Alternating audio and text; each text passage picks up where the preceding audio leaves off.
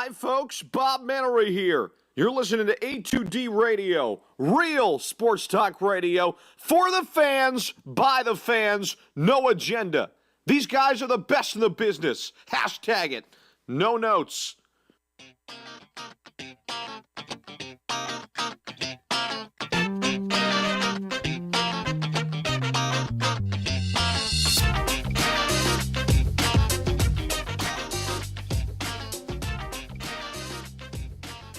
A2D Radio, Rob Brinkman, Brad Wire. We are the Sports Hounds, live from the BMW of AC studios, bmwofac.com. We get the live stream going. We're on Facebook. We're on YouTube. Check us out there. Brad, on the seventh day, the Kings of the NFL rested. The Eagles have a bye week. They have a monster game against the Dallas Cowboys. I know you don't agree because you're a Giants fan, but the Eagles are the best team in the NFL. Top to bottom, they're the best roster. They have a great quarterback. They added Jai. They have Jernigan. They have all these guys all over the place. But let's check out our poll. Gibson Meyer LLC, GibsonMeyer.com, certified accountants. Got everything you need right there. Who was the best team that actually played yesterday, Brad? I would say the Saints. We got the Saints. You got A, the Saints. You got B, the Rams. You got C, the Steelers. And D, the Patriots. 2 AFC, 2 NFCs. 3 of the 4 had blowout wins. I'm not sure what the Steelers were doing against the Colts yesterday. Well, you know how the Steelers are on the road. Everything is an adventure with them. I mean, they make the Browns look like a difficult team especially on the road. Yeah, they don't play well on the road. At home, they're an outstanding team. When they're on the road, it seems like the only team they really play well against on the road is Kansas City. I mean, for whatever reason, they seem to rise to the occasion against them, but everybody else, they seem to go down to the level of the team they play against. And New England, forget it. They go to New England, and it's almost like they don't want to be there. All right, so biggest adversary for the Eagles in the NFC is the Saints or the Rams? I think it's the Saints. If you're talking about a playoff game, which I would assume that's what you're talking about, it's got to be the Saints because Drew Brees – in a money game, in a playoff game, is a guy that you know you can count on to play well. That's, to me, that would be – and the other thing about the Saints is now they've got a real good running game. I mean, how many games does Drew Brees not throw for a touchdown pass? I mean, what was it, 18 for 25 yesterday? Yeah, and even throw for under 200 yards. Yeah, no touchdowns. And the Saints get 46 points, and they roll. Deion Brown, the Saints scare me only if the Eagles have to travel to New Orleans. I agree with that. But I've read this book before. Chip Kelly's only playoff game. The Saints came here to Lincoln Financial Field in the cold and beat us. Beat the Eagles in cold weather. When you run the ball like the Saints do, cold weather, they proved it in Buffalo yesterday. I'm sure it wasn't warm out in Buffalo. I mean, even their third-string running back was ripping off 47 I mean, they were what a phenomenal game they played. I mean, for them to go on the road and play that kind of a game is very, very impressive. I mean, the Buffalo Bills are not a bad team. Michael Matarowski checking in. Eagles-Patriots Super Bowl. Chris Collinsworth finally said something that I agree with. Chris Collinsworth doesn't say much that anybody agrees with. So for that's a true. Sports mind like Mike there to agree with Chris Collinsworth, Chris Collinsworth must have a point.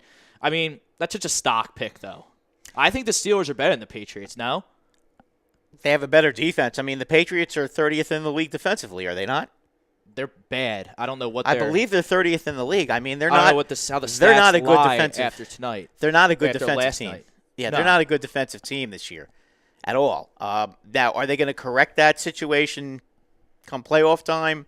They probably will, but they have not thus far been a strong defensive team, and that would be worrisome for Coach Bill Belichick. The Steelers, as long as they're home, are going to be a very tough team to beat. They're great at home, but you got to be scared of them ever going on the road unless they go to Kansas City. Frank Vesby checking in.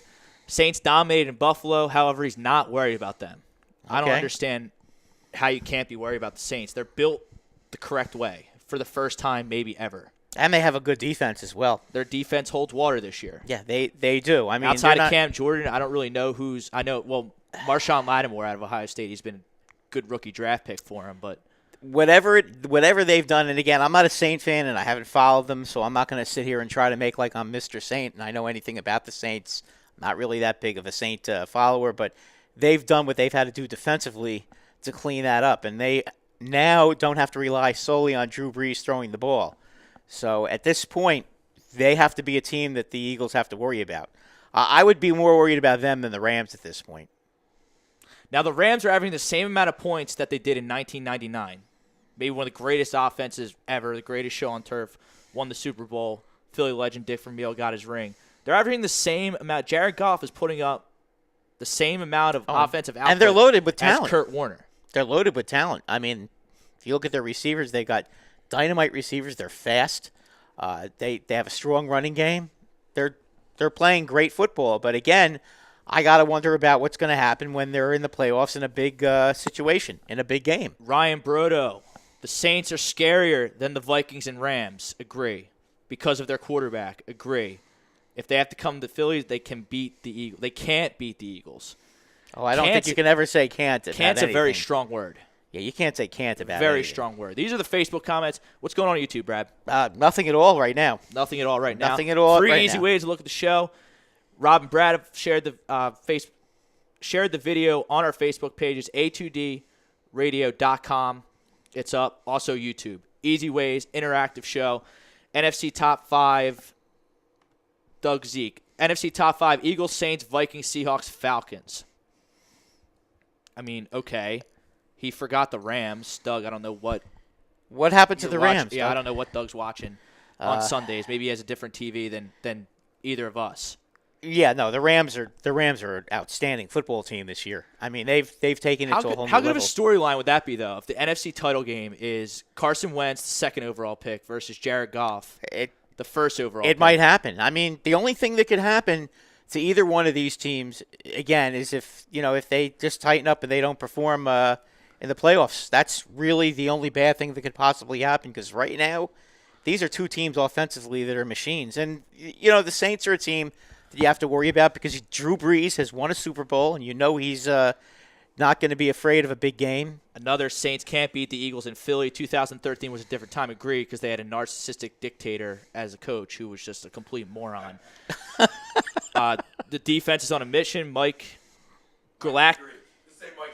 Mikey the Greek. Mikey the Greek. Godfather Tommy Arnone producing our show tonight. Doing a great job. John Burke checked in. Your boy, John Burke. He always likes to get Brad going. Yes, he does. Doug Zeek correcting himself. I forgot the Rams. Take out the Falcons. Okay. You're forgiven, Doug. Yeah, we're a forgiving bunch here. Yeah. You're forgiven. But the Falcons could be number 6. How's that? But, I mean, it's a perfect segue there from Doug. So the Falcons, they dominate the Cowboys yesterday. Dak Prescott is about to be exposed. But let's just take it as it is here. The Cowboys didn't have Ezekiel Elliott. Okay, they're not going to have Zeke. They're a different This is what team they now. are. No, but I'm not talking about the Cowboys. I'm talking about the Falcons, though. How about their Tyron Smith, their left tackle? How legitimate of a win is it for the Falcons when they beat a Elliott-less Cowboy team? I mean, the Falcons really haven't gone out there and dominated the way they should. With that offense, they should be dominating everybody every time they play. Let's be honest. I mean, Tyron Smith being out, it's a bigger deal than Ezekiel. I mean, Adrian Claiborne, let's get real. He's not Von Miller. He had 6 sacks yesterday. Well, Dallas's offensive line is not the same offensive line that we're used to seeing. Their line is shot out. Well, they had 2 guys that aren't on the team anymore. John Burke's already starting in on you. He wants you to take off your hat. Why would I take off my hat? I guess he doesn't like it. He doesn't like the Yankees? Is that the problem? I guess not. I'm jealous? a Philly fan. I'm a Philly fan. I'd much rather root for the Yankees than the Red Sox. Thank you. I hate the Red Sox. I appreciate, and you know what? As a Yankee fan, I root for the Phillies over the Mets. I mean, I hate the Mets. Why would I ever, as a Yankee fan, no real Yankee fan would ever in his right mind root for the Mets. I mean, I have nothing. I have something against the Mets, but I have nothing against the Phillies. They're not in my division. What do I care? The Rams haven't had any playoff experience in a long time, but that's neither my of the concern. Eagles, That's my concern. But look at these teams at the top of the NFC. The Vikings, they're never in the playoffs. No, the Rams have been. Well, they had stinky Jeff Fisher as their coach for how many years? Mr. 8-8. The Rams don't really have a guy who's been in the playoffs that can lead the way. That would be my worry with the Rams. I think the Saints and the Eagles, they haven't. Neither of those teams have been in the playoffs since 2013. That's 4 years ago. Yeah, but the quarterback's been there. Right, but I mean That's a big deal though. that's fine. I'll give you the that. The quarterback is a big deal. I mean, if you want to be technical, I mean the Eagles when they last played in the playoffs against the Cowboys, some of the defensive players were there. Not too many, but some of them, and some of the offensive players. But I mean the key guys that I want to say the skill position type players haven't. But you know what? Sometimes I think playoff experience can be a little bit overrated. Michael Lipinski, the Saints are a scary team right now. Yeah, I mean they are a scary team. Agreed. So, once again, our poll question brought to you by Gibson Meyer LLC, certified accountants, GibsonMeyer.com, all your accounting needs right there. Who's the best team that actually played? Remember the Chiefs, who are kind of reeling right now, and the Eagles had bye weeks. So you got the Patriots, the Steelers, the Rams, or the Saints. We'll give an honorable mention. We'll give an E for the Vikings. Okay, Matthew Chavez is saying that the Eagles are going to lose in the first round. Matthew, are you saying that they're not going to win the division? Matthew, based on what? I mean, they're going to be one of the top two seeds. It's just like I bet it's a stone Dallas fan. That's a stone cockroach Dallas fan comment right there. Eagles are going to lose in the first round. What criteria?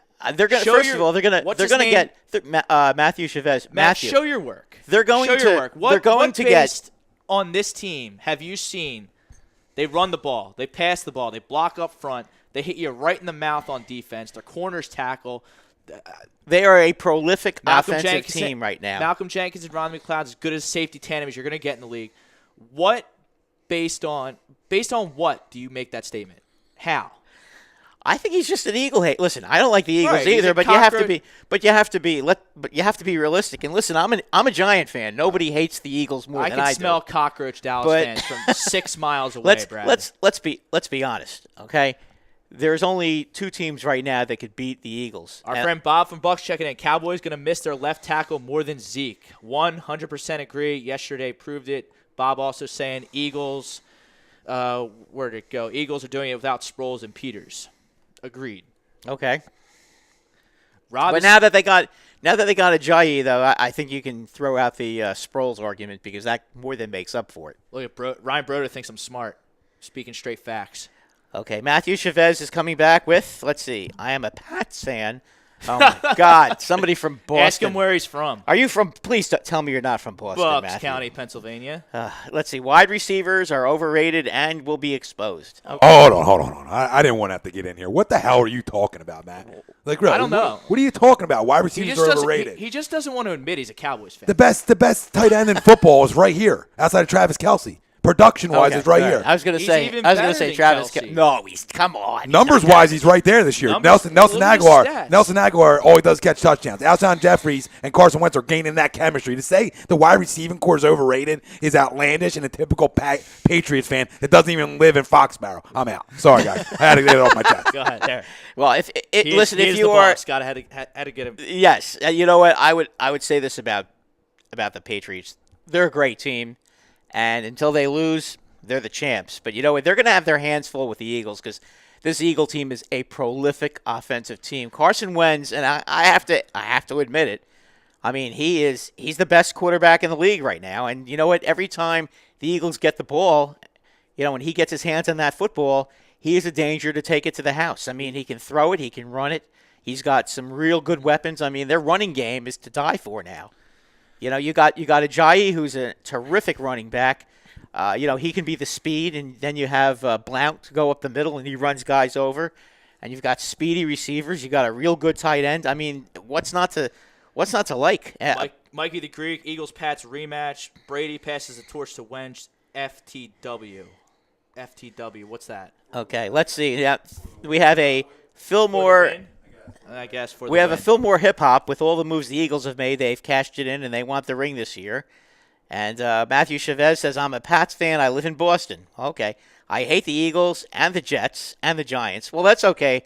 Matthew, I can understand why you hate the Giants because a lot of hate in his heart. A lot of hate. They hurt his feelings a couple of times in the Super Bowl. Well, you know. Oh yeah, because I'm gonna feel bad for a Patriots fan. That's the way it goes. You know, you can't win all the time. Tom Brady, they're in the Super Bowl every year. Yeah, you know, you got beaten by a Manning. You know, the Manning brothers beat up poor Tom Brady. You know, what are you gonna do?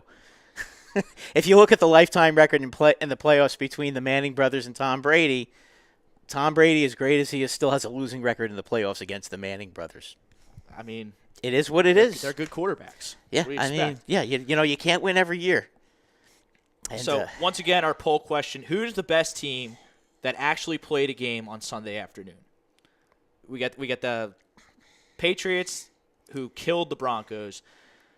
Steelers squeak by the Colts. Saints annihilate the Bills. Rams annihilate the Texans. The poor Texans, my God. Getting the AFC. That's a shame. That's a shame. But, when you lose your quarterback, I mean, it that's didn't a even season happen ender. in a game. It's a season ender when you lose your quarterback. I mean, the quarterback is most of the time the most important player on the team.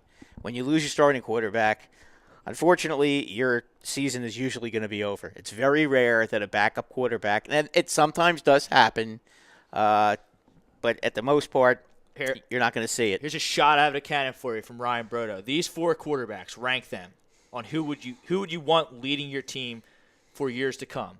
Carson Wentz, Jared Goff, Dak Prescott, Deshaun Watson. I'm eliminating Deshaun Watson just because he's. Yeah, I would eliminate Dak Prescott. I don't think Dak Prescott is that good.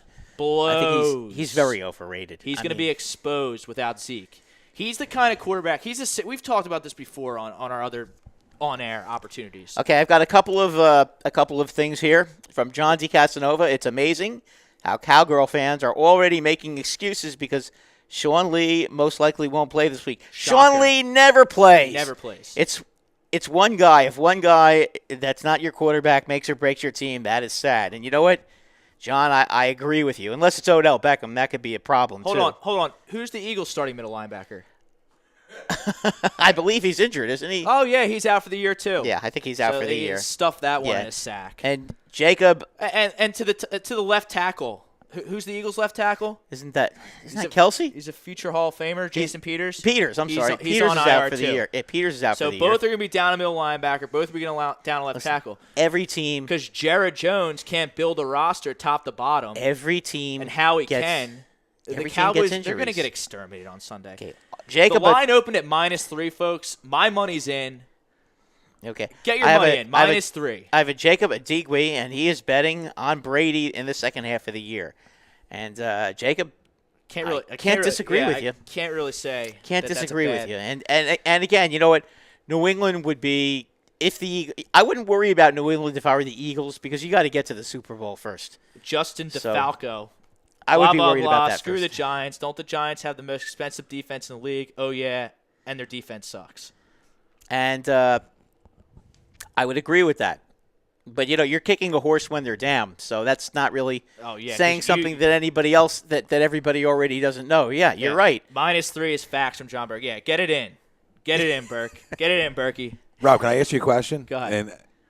And let me talk to you, Robin, and, obviously you're the Giants fan in the group here. Yes. But your feelings on Janoris Jenkins yesterday, flat out quitting on the entire football team, not wanting to tackle me or you, just as a Giants fan, how you feel about that? Because somebody's got to go. And it's not going to be one of your highest paid players. It's always going to be the coach. Okay. So to me, it looked like he was trying to backdoor McAdoo in a way. I'm going to tell you something about Janoris Jenkins, if I may. Oh, please. Janoris Jenkins, if I was the coach yesterday, after that little move with the 83-yard touchdown pass where he refused to tackle the receiver, he would have been on the bench and on the bench for the rest of the daggone game. He wouldn't have gotten up, McAdoo wants to make like he's a tough guy and find guys all the time, but when it's time during the game to take a stand and do something to show somebody a little accountability, he doesn't do it, and he leaves him in the whole game. How can you let a guy be in the game when he plays like that? I mean, Janoris Jenkins, as far as I'm concerned, he should be suspended for the rest of the season. And you know what? At the end of the season, they have to have a serious conversation about perhaps cutting him June 1st so that they only have to take a $2 million cap hit next year. Because you know what? I don't want this guy on my team. I'm still in there, and I'm still watching the games. I may get mad as all heck, and I may be ready to throw things at the quarterback at the TV and kill Eli for that stupid fumble yesterday and scream outside because I get so angry. But I'm still watching the games. And you know what? If I'm still watching the games, darn it, you're making $12 million a year. Get out on that football field and tackle somebody. I've read this book before as an Eagles fan. Oh. It's number 24, Nnamdi Asomugha, the biggest mutt, the biggest thief. Maybe outside. It's a toss-up between Andrew Bynum and Nnamdi Asomugha for the biggest outright thief in Philadelphia sports history.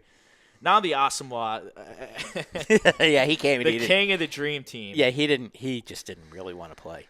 Jenkins, you know what? Last year he wanted to play. Now it's one of two things with Jenkins. Either one, He doesn't care. Hear me out. Either one, he just doesn't care and just doesn't want to tackle anymore, or two, which I'm starting to think might be the case here. Maybe the coaches in the NFL are pretty smart. Maybe they watched the film and figured out what it is you have to do to beat Janoris Jenkins, and the receivers went to school on it, and maybe they're doing it, and maybe he's getting frustrated, and that's why he is giving up like that. It's clearly an effort problem. But Janoris Jenkins is a good player. He was a good player for a lot of years on the Rams. He was I understand a great that, player but last year. could it be that the coaches went to school and saw something on the film, and the receivers are executing it? But I'm trying to tell you that might be the case. But at that point, it's on Janoris Jenkins to adapt to the adaptions. Oh, of That's course what pro is. sports are. Well, we talk about it in baseball instead all of the quitting, time. instead of quitting like Instead a pig. of just Instead of quitting like a pig, you know what Janoris Jenkins reminds me kind of like of the horse that's 3 to 5 and jumping on top and then cutting real fast fractions, and then at the top of the stretch he just stops running and everybody goes by him. Great point. That's Janoris Jenkins. Just Byron Maxwell, he was another thief, but Harry Houdini was able to ship him out of town and a move to ultimately help bring Carson Wentz. So, he gets a pass because of Harry Houdini. Harry Houdini's Howie Roseman because he's got naked pictures of all the GMs in the league, I think. Because I don't know. You know what? His trades are getting to the point where he's going to call teams like, no, we're not going to trade with you. We've learned our lesson. He's becoming especially the Dolphins. He's becoming the Danny Ainge of football. When he calls, the other team is just going to start hanging up. Michael DeAndrea, Maxwell blows. Agreed. But let's dive into this Eagles-Dallas matchup because the Eagles have a real chance to just absolutely exterminate the Dallas Cowboys on Sunday. They're 5-4 right now. If you're 5-5 and then you're leading the division at 9-1, I don't want to say it's over, but the fat lady's warming up. The division basically is over. I mean, let's be honest. Okay, the Cowboys right now are 3 games behind. They don't have Elliott. Okay, I mean they're not going to be the same team without Elliott. For them to win the division, they would have to win out, and the Eagles would have to play. They'd have to lose 5 games out of the last 8. That's not going to happen. I mean, the Eagles are a real good. The Eagles may lose 2 more games this year. At worst case scenario, the Eagles are going to be 13-3. Worst case, the way they're playing right now, the way they're mowing teams down, the only way they're going to lose games is if they A, beat themselves, or B, get so far ahead that the coach decides to rest a few guys. But other than that, they're in. They're in. They're probably good. The only thing they have to do right now is try to make sure that they get the first round bye, which they really need to get because I believe that's important in the NFL. Which is by no means wrapped up lock, even with 1 loss. You got the Saints, the Rams, and the Vikings all with 2 losses. And I would think that they would want to get home field because their home field right now is a huge advantage. The fans in Philadelphia are just incredible fans. When the Eagles are winning, that can be one of the most intimidating places to go. I mean, as a fan of the other team, I won't even go and root for the other team there. The fans are just because you're scared. Because the fans are crazy. I mean, and you know what? I do think that there is something to the intimidation of playing on the road in the NFL, especially in a hostile environment like Philadelphia. Depends where it is. Philadelphia is a tough place to play. Yeah, but if the Rams got home field advantage throughout the playoffs somehow, nobody would really. The Rams don't have scared of going out there. The Rams are not. The Rams don't have. Greek, if the Eagles get the first seed and playoffs go through Philly, I don't see any team beating the Eagles at home. Not with our fans combined with our quarterback. No way. Hard to argue with that. Okay, I have a Fillmore hip-hop of all these 7-2 teams that are about to show you who they are next week. Okay, so we will find out about that too. Dak's going to beat Turf Burgers, Michael DeAndrea. I totally agree with that. Nothing would make me.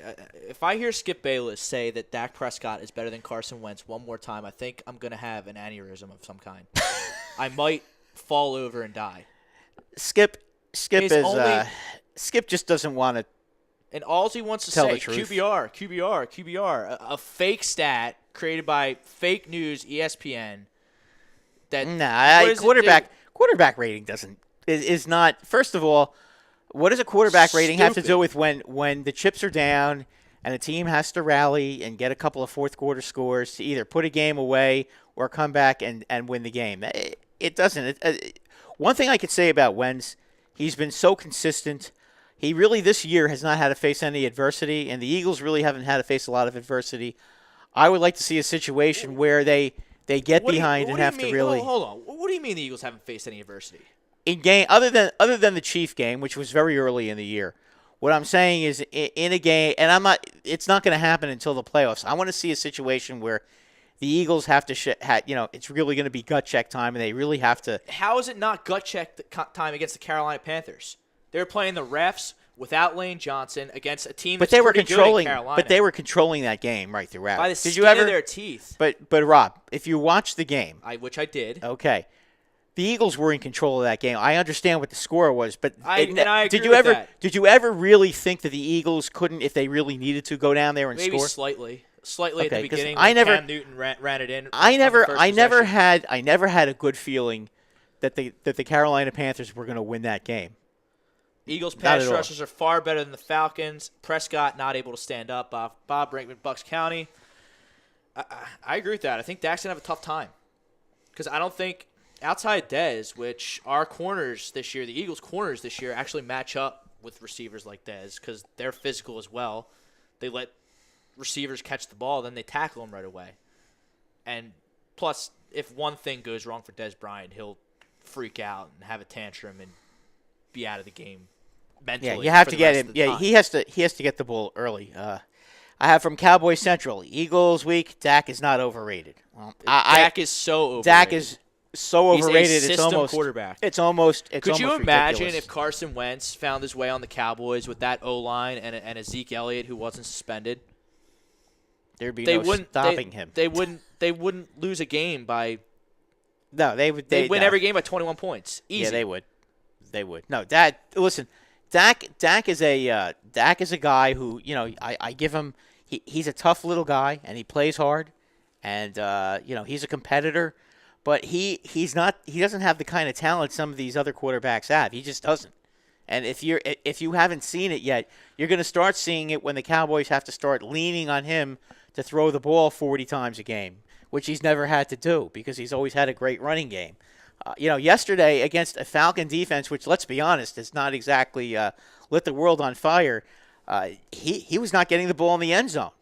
When the other team knows you're going to pass, I mean, a guy like Carson Wentz, even if the other team knows he's going to pass, he's so good it doesn't seem to matter.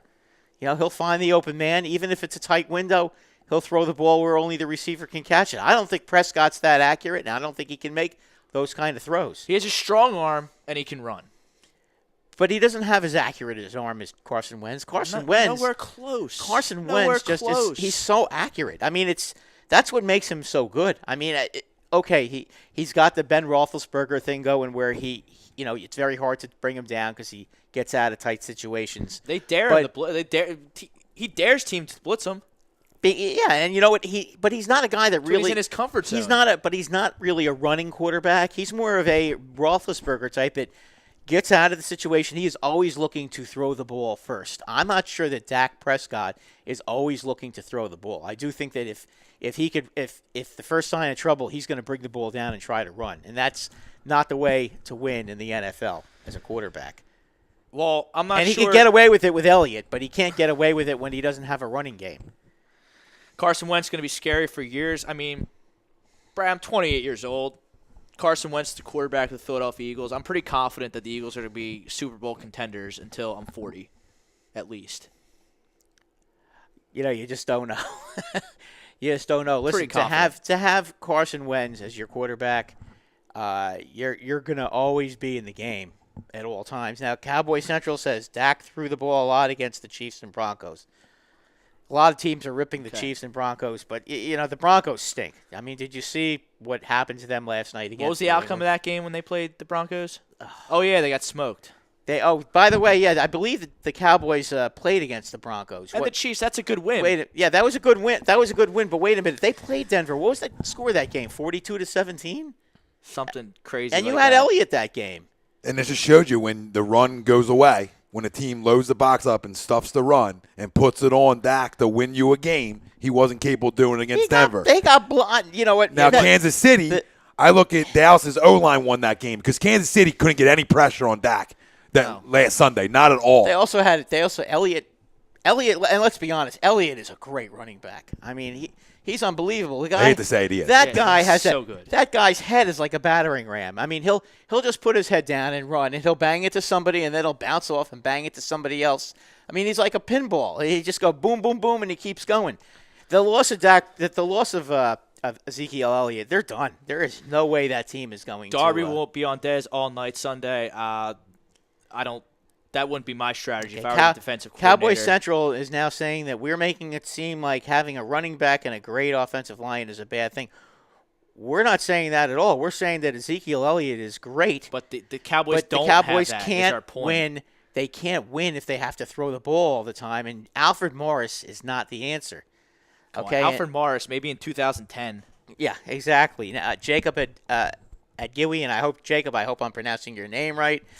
Please don't lose. The Eagles, please don't lose against the Cowboys. They are playing their Super Bowl game against the Eagles this Sunday. They win. We won't hear from the end of it from the Cowboy fans.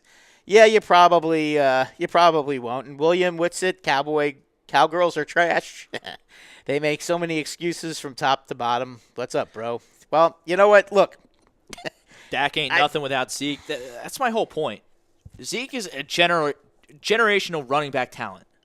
He's really good. Zeke. Listen. Plus, he has a great offensive line. Anybody who thinks that in the NFL you can't win with a great running game, you're nuts. I mean, you can just because a lot of teams are passing, and that seems to be the new NFL. You could still win with a good old-fashioned running game, but you have to be able to throw the ball too. But you can win with a crushing running game in the NFL and control the ball. There's just not that many teams that care to play that way, but you can do it.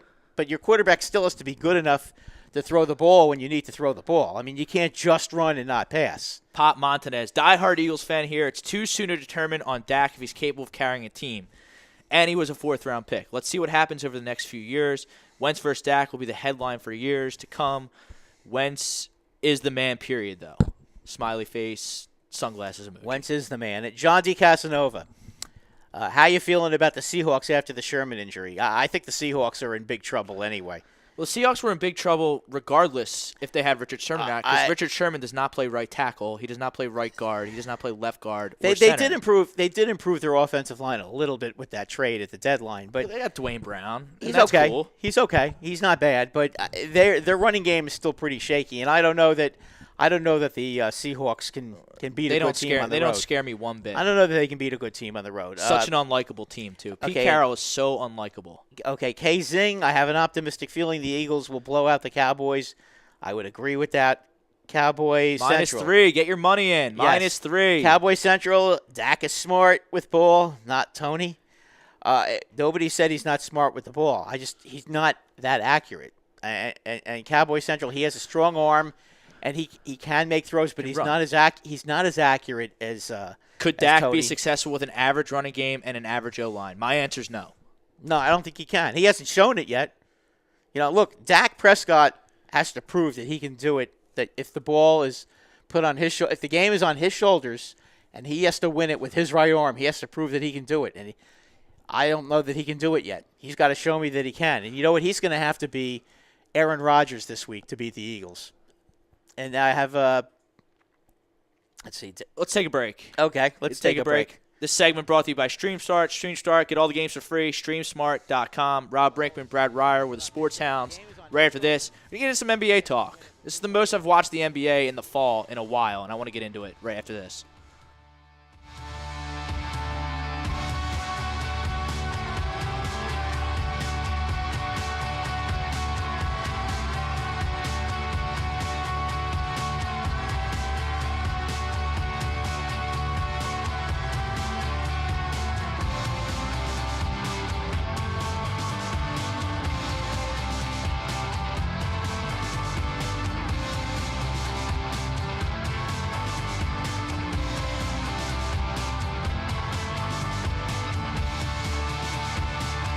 Hi, folks. Bob Mannery here. You're listening to A2D Radio, real sports talk radio for the fans, by the fans, no agenda.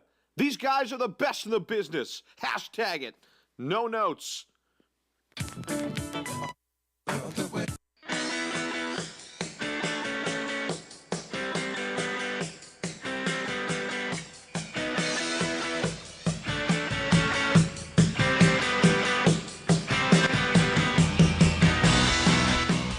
Hey, do you need to get your skills in shape? Then contact the Scanzano Sports Center, located at 5 Carnegie Plaza in Cherry Hill, New Jersey. You can give them a call at 856-889-3434 or visit them on the web at www.scanzanosports.com. John Scanzano offers individual, semi-private, and team training lessons in hitting, pitching, catching, outfield, along with turf rentals. The Scanzano Sports Center is equipped with a 31,000 square foot indoor facility, 4 batting cages, and a 4,000 square foot strengthening and conditioning room. So what are you waiting for? Contact the Scanzano Sports Center today.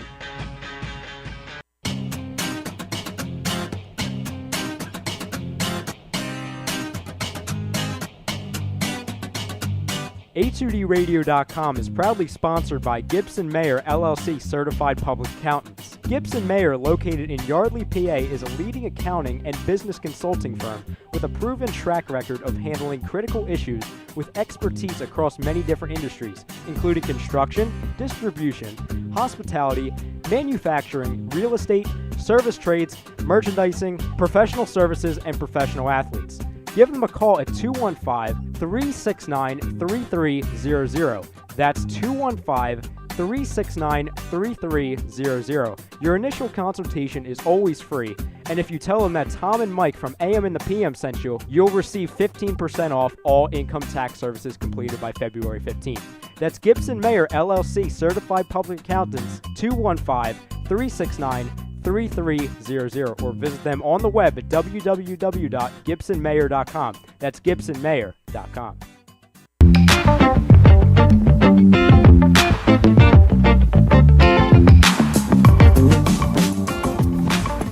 A2DRadio.com is sponsored by the Sports Outlet for all your sporting needs. Located 703 Black Horse Pike in Glendora, New Jersey. Give them a call at 856-939-2030 or email them at sportsoutletnj@comcast.net or visit them on the web at www.sportsoutletinc.com for all your sporting needs. The Sports Outlet.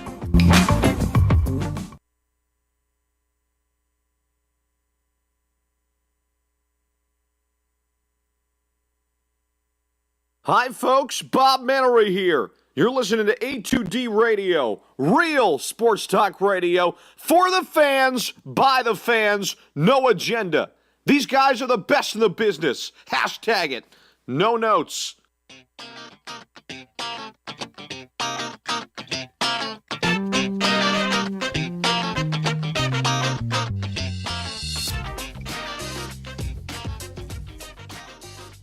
Rob Brinkman, Brad Ryer, Sports Hounds here on A2D Radio. This segment brought to you by StreamSmart. Get all the games for free. Stream them on your computer, tablet, whatever. StreamSmart.com. Brad, we talked about the NFL. We got our poll question going. Who's the best team that actually played a game yesterday? Steelers, Patriots, Saints, Rams. We'll throw the Vikings in there too because they only have 2 losses. But we're in agreement. The Saints pose the biggest threat. A lot of our Facebook, YouTube, they agree as well. But Brad, I want to get into the NBA because I posted on Facebook earlier today. Who's more exciting for the NBA, Kristaps Porzingas or Ben Simmons? Got a lot of play. I know you're a Knickerbocker fan. I know the Knicks are doing well tonight against my boy LeBron. So I'll let you go ahead, rub it in. Well, right now it's 51-38 at halftime for the Knicks. 51-38 at halftime for the Knicks. And you know what? Porzingis only has 10 points tonight. Balanced scoring. Lee has 10. Hardaway has 12. Cantner has 8. I mean, the Knicks are I think the Knicks are definitely in a position where they can make the playoffs this year. The NBA is fun this year. It is. This is the funnest it's been in a while. Well, because both of our teams actually are going to be somewhat Is that what it competitive is? this year. Is that the I think so. Is that the excitement I feel? Because the Sixers are actually worth watching when I get home from work they at are. 7 o'clock. And so are the Knicks. They're both fun to watch now. Yeah, but the Knicks are frauds. And here's why. The Knicks are built to probably be about a 500 team. right now. You think the Knicks are going to go 500? Yeah, I think they can be a 500 How much? team. How much money's in my wallet right now? It depends on. There's no shot the Knicks go 500. If Porzingas stays healthy, there's no reason why they can't be a 500 team. There's no way. 8 of their 12 games have been at home, and they're at home again tonight. Okay, and Sixers have been out west the last. By the way, did you notice? Did you notice they had a quality win on the road? I believe against Cleveland this year. Is that a quality win right now? Anytime you beat LeBron, it's a quality win. It's a good point. LeBron's so good. I mean, He's all so right. good. They may not listen. They may not be playing great right now, but I'm going to ask you this, okay?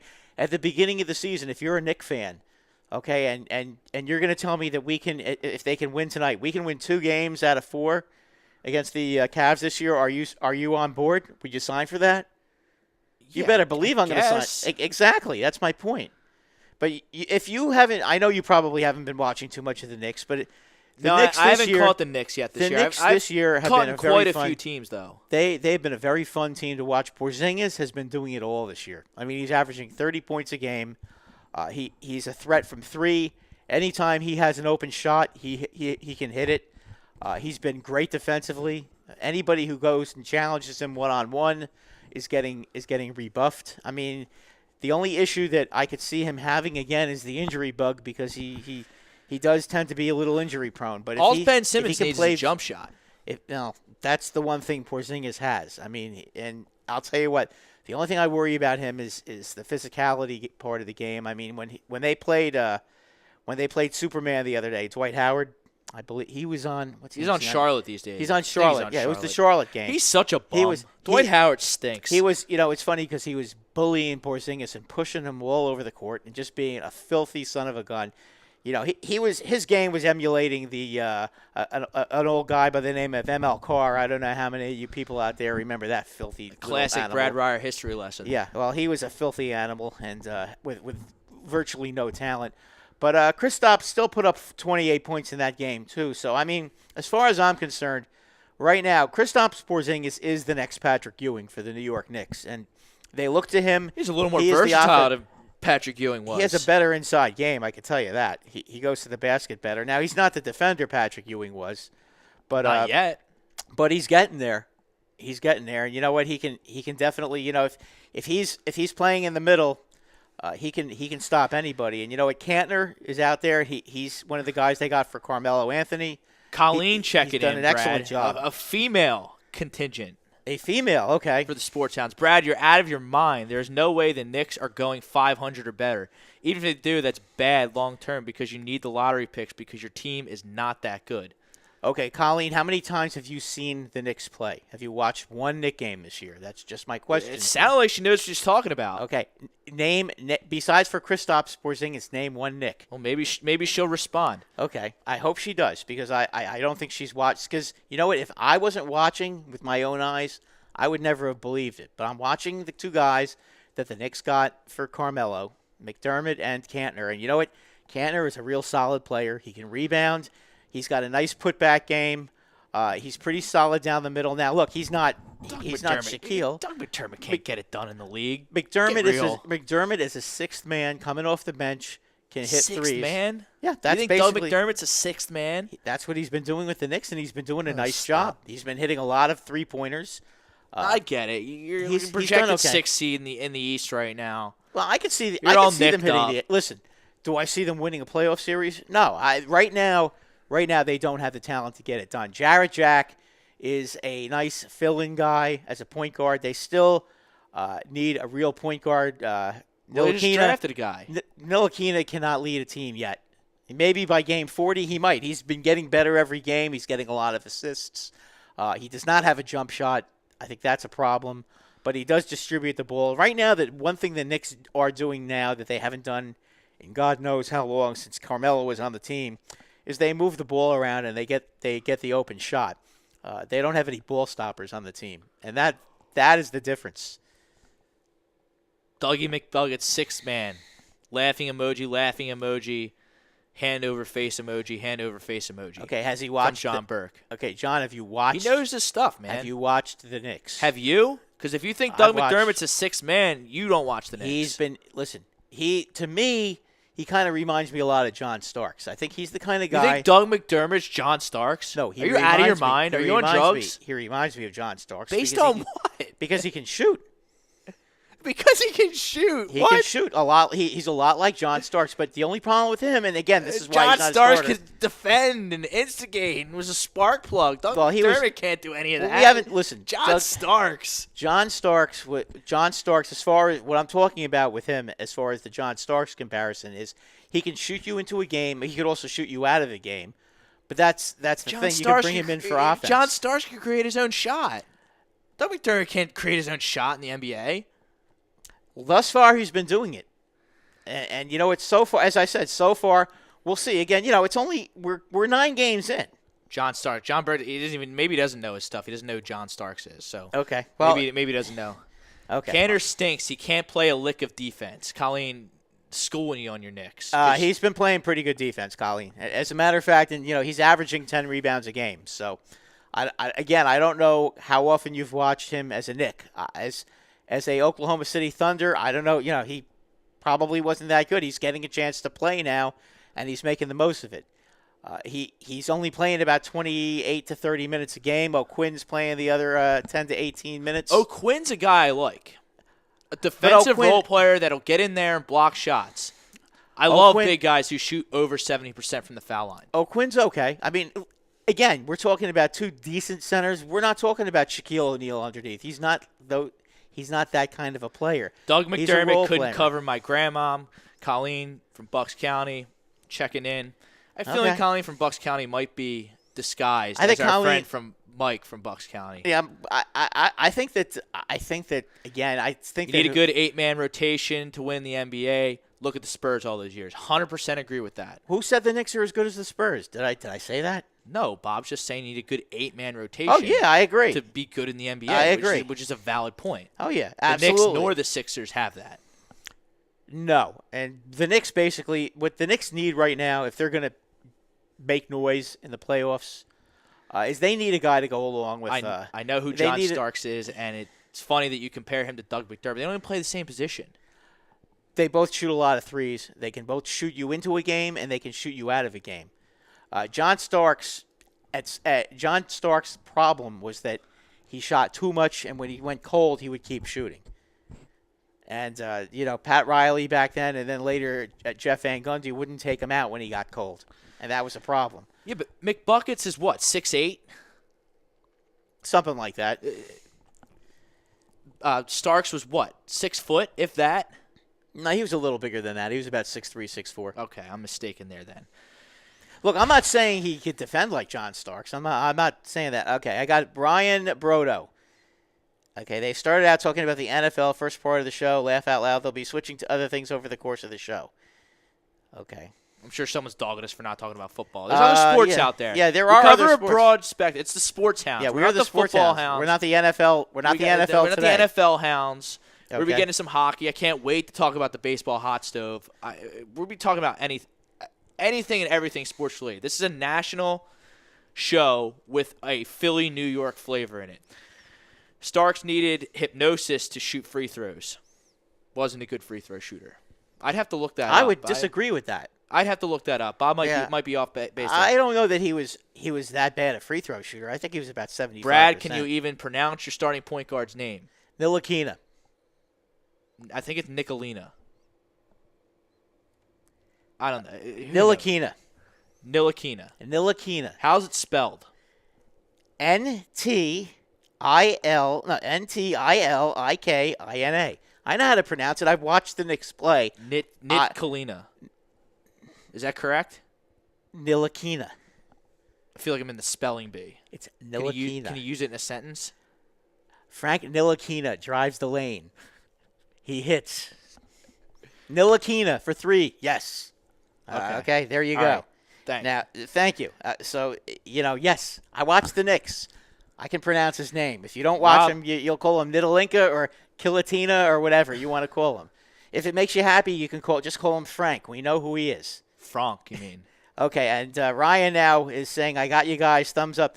Thanks, Ryan. We wouldn't want you to get upset with us. I mean, we talk about everything. We're a very well-rounded group here. So, scream at us in the comments. If you say you guys are idiots, we don't want to talk about the NBA because it's November. Tell us that. You find can tell something us that. else. You can tell us that. I mean, we kind of put off hockey because it's November, and really in November, hockey is not something anybody really seems to care all that much about. Although I had a couple of good battles today on Facebook. You're Mr. Facebook Battle, Brad. Yes. Check him out, Brad Ryer on Facebook. He needs more friends. A little bit of an older gentleman. Got to get his friends up. Help us out here, folks. Brad Ryer, R-Y-E-R. I'm Rob Brinkman, R-O-B-B-R-I-N-K, at BrinksTheMan15 on Twitter. Check me out. Give me a follow. Check it out. Starks used to hold his hands up in front before he shot to focus per hypnotis. He had typo. He had the Bill Bradley syndrome, where he'd take the ball, put it out in front of his face, and stare at the basket for a couple of seconds. Yes, he did not shoot foul shots like Bill Bradley. I don't think any Nick has ever shot foul shots like Mike that guy, Marshall pronounces Nick Kalina overrated. I never said he was that great. I said he's a project. He's getting better. No one's attacking you. Just relax. Okay. He's just making a statement. Relax. Frank Vespi, I'll send you a thank you, Frank. I appreciate that. Listen, he's if you're asking me, yeah, I'd rather have Malik Monk, okay? If you're asking me that, yeah. Okay? But I think How the guy about can be Dennis a pretty Smith good Jr.? How do you pass on him? I don't know. LeBron said the same thing, but you know what? Phil was the one that was making the picks back then. So That's another unfortunately, thing about the Knicks. How are you gonna let Phil Jackson make the? What they had the 4th pick in the draft? They had the 8th pick. They had the 7th pick. The 7th pick. Yeah. You're gonna let Phil Jackson make the 7th pick of the draft and then fire him? Listen, What sense does that make? You would have to ask. You would have to ask the owner because, as I said before, I shouldn't be because I have my own beef with Sixers management. They've been a dysfunctional franchise for a long time. But you know what? I would say this. Jeff Hornacek has done an outstanding job getting this team to look like a team. Now, how long it's going to last, I don't know. If they continue to play the way they've been playing, they have a chance to make the playoffs. Now, if you want to tell me that it may not be best for the team to make the playoffs and be a mediocre team and be stuck in Nowheresville in the NBA, you got to do that. They don't have to tank. They're not good. 8 of their 12 games have been at home. Oh, I understand that. I but understand. You clearly that. don't because you think they're going to win 41 games and make the playoffs. There's no shot. I think they could win 41 games, and I think they can make the playoffs. I think they're going to be okay this year. Who are they better than at the bottom of the year? Are they better than the Sixers? Probably not. No, probably not. I don't think they have enough. They don't have the talent. I don't think they have the talent the Sixers have. Are they better than Milwaukee? No. No. Are they better than Cleveland? No. No. Are they better than Detroit? Is no. 10-3 or whatever. Andre Drummond. They're not better. Must have got clocked in the head in the offseason. He shoots 80% from the foul line right now. If he's going to shoot 80% from the foul line, the Pistons are going to be dangerous. Speaking of Milwaukee, I can't pronounce that guy's name, the center, but Giannis Antetokounmpo, the Greek freak. Yeah, I can't pronounce the guy's name, but how good is that guy? Bob Brinkman. Let's weigh in on Ben Simmons. Ben Simmons is awesome. He's a triple-double waiting to happen. Once he develops his jump shot, I mean, this is a top 5 NBA player. He's Porzingas can't create for his teammates like Simmons can. Sure he can. That's not true. Like Simmons can? He can. He can because create for his when teammates, he gets Not like the Simmons. double I haven't seen Simmons play that much, so I can't really tell you that. You but bone up. He can. 10:30. I can. He can definitely look.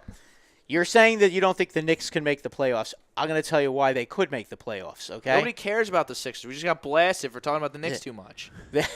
They're better than the Hawks. They're better than the Bulls. Oh, the Hawks and the Bulls. They're some better than the Nets. Yeah, but at the beginning of the season. If you combine those two rosters, they wouldn't wait a make minute. the NBA. I can go find a team in the local courts and find better talent than them three. They're better than the Hornets. They're better than the Pacers. Are they better than the Hornets, though? Yes, they are. They just wrong. kicked their butts the other night. Wrong. They're better than the Heat. Wrong. Okay. No, they're better than the Heat are not good anymore. Wrong.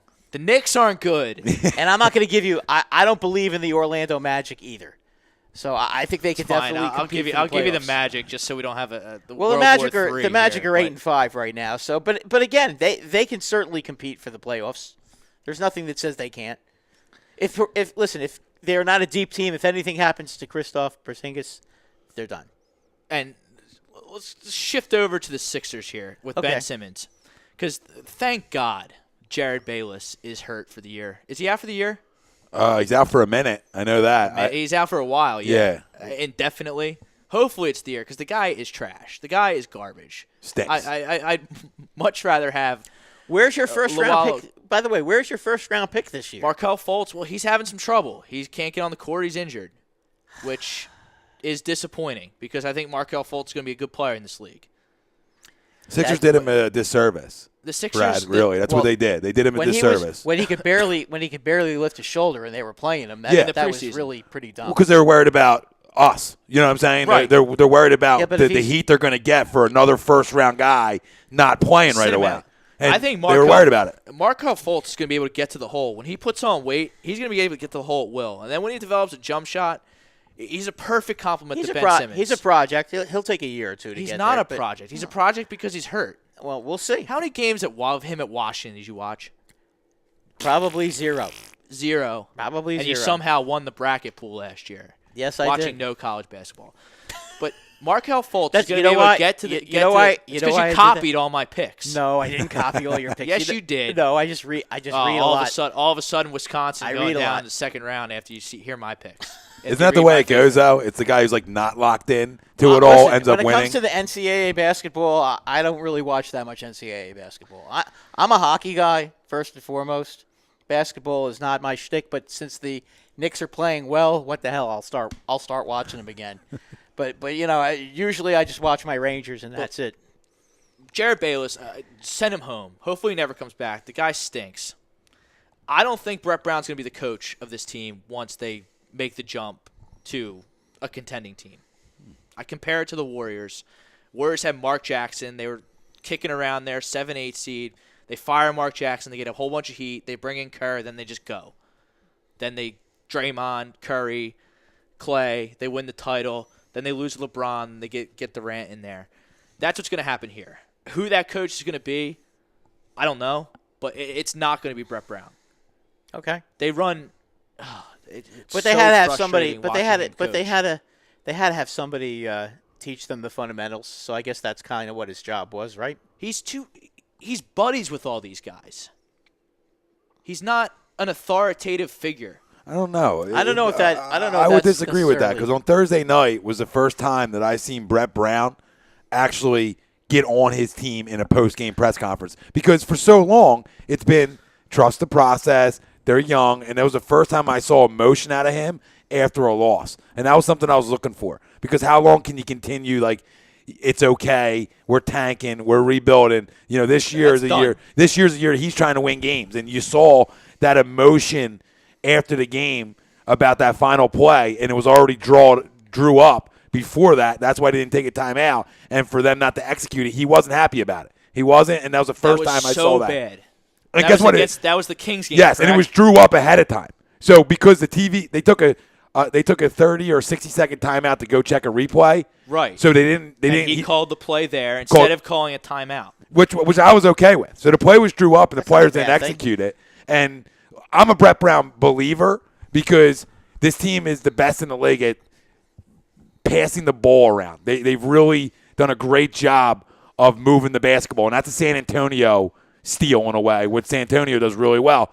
And I just think, it's easy to say, bad play calls out of timeouts. It's easy to say all them things years past when you had zero talent on this roster to run a play out of a timeout.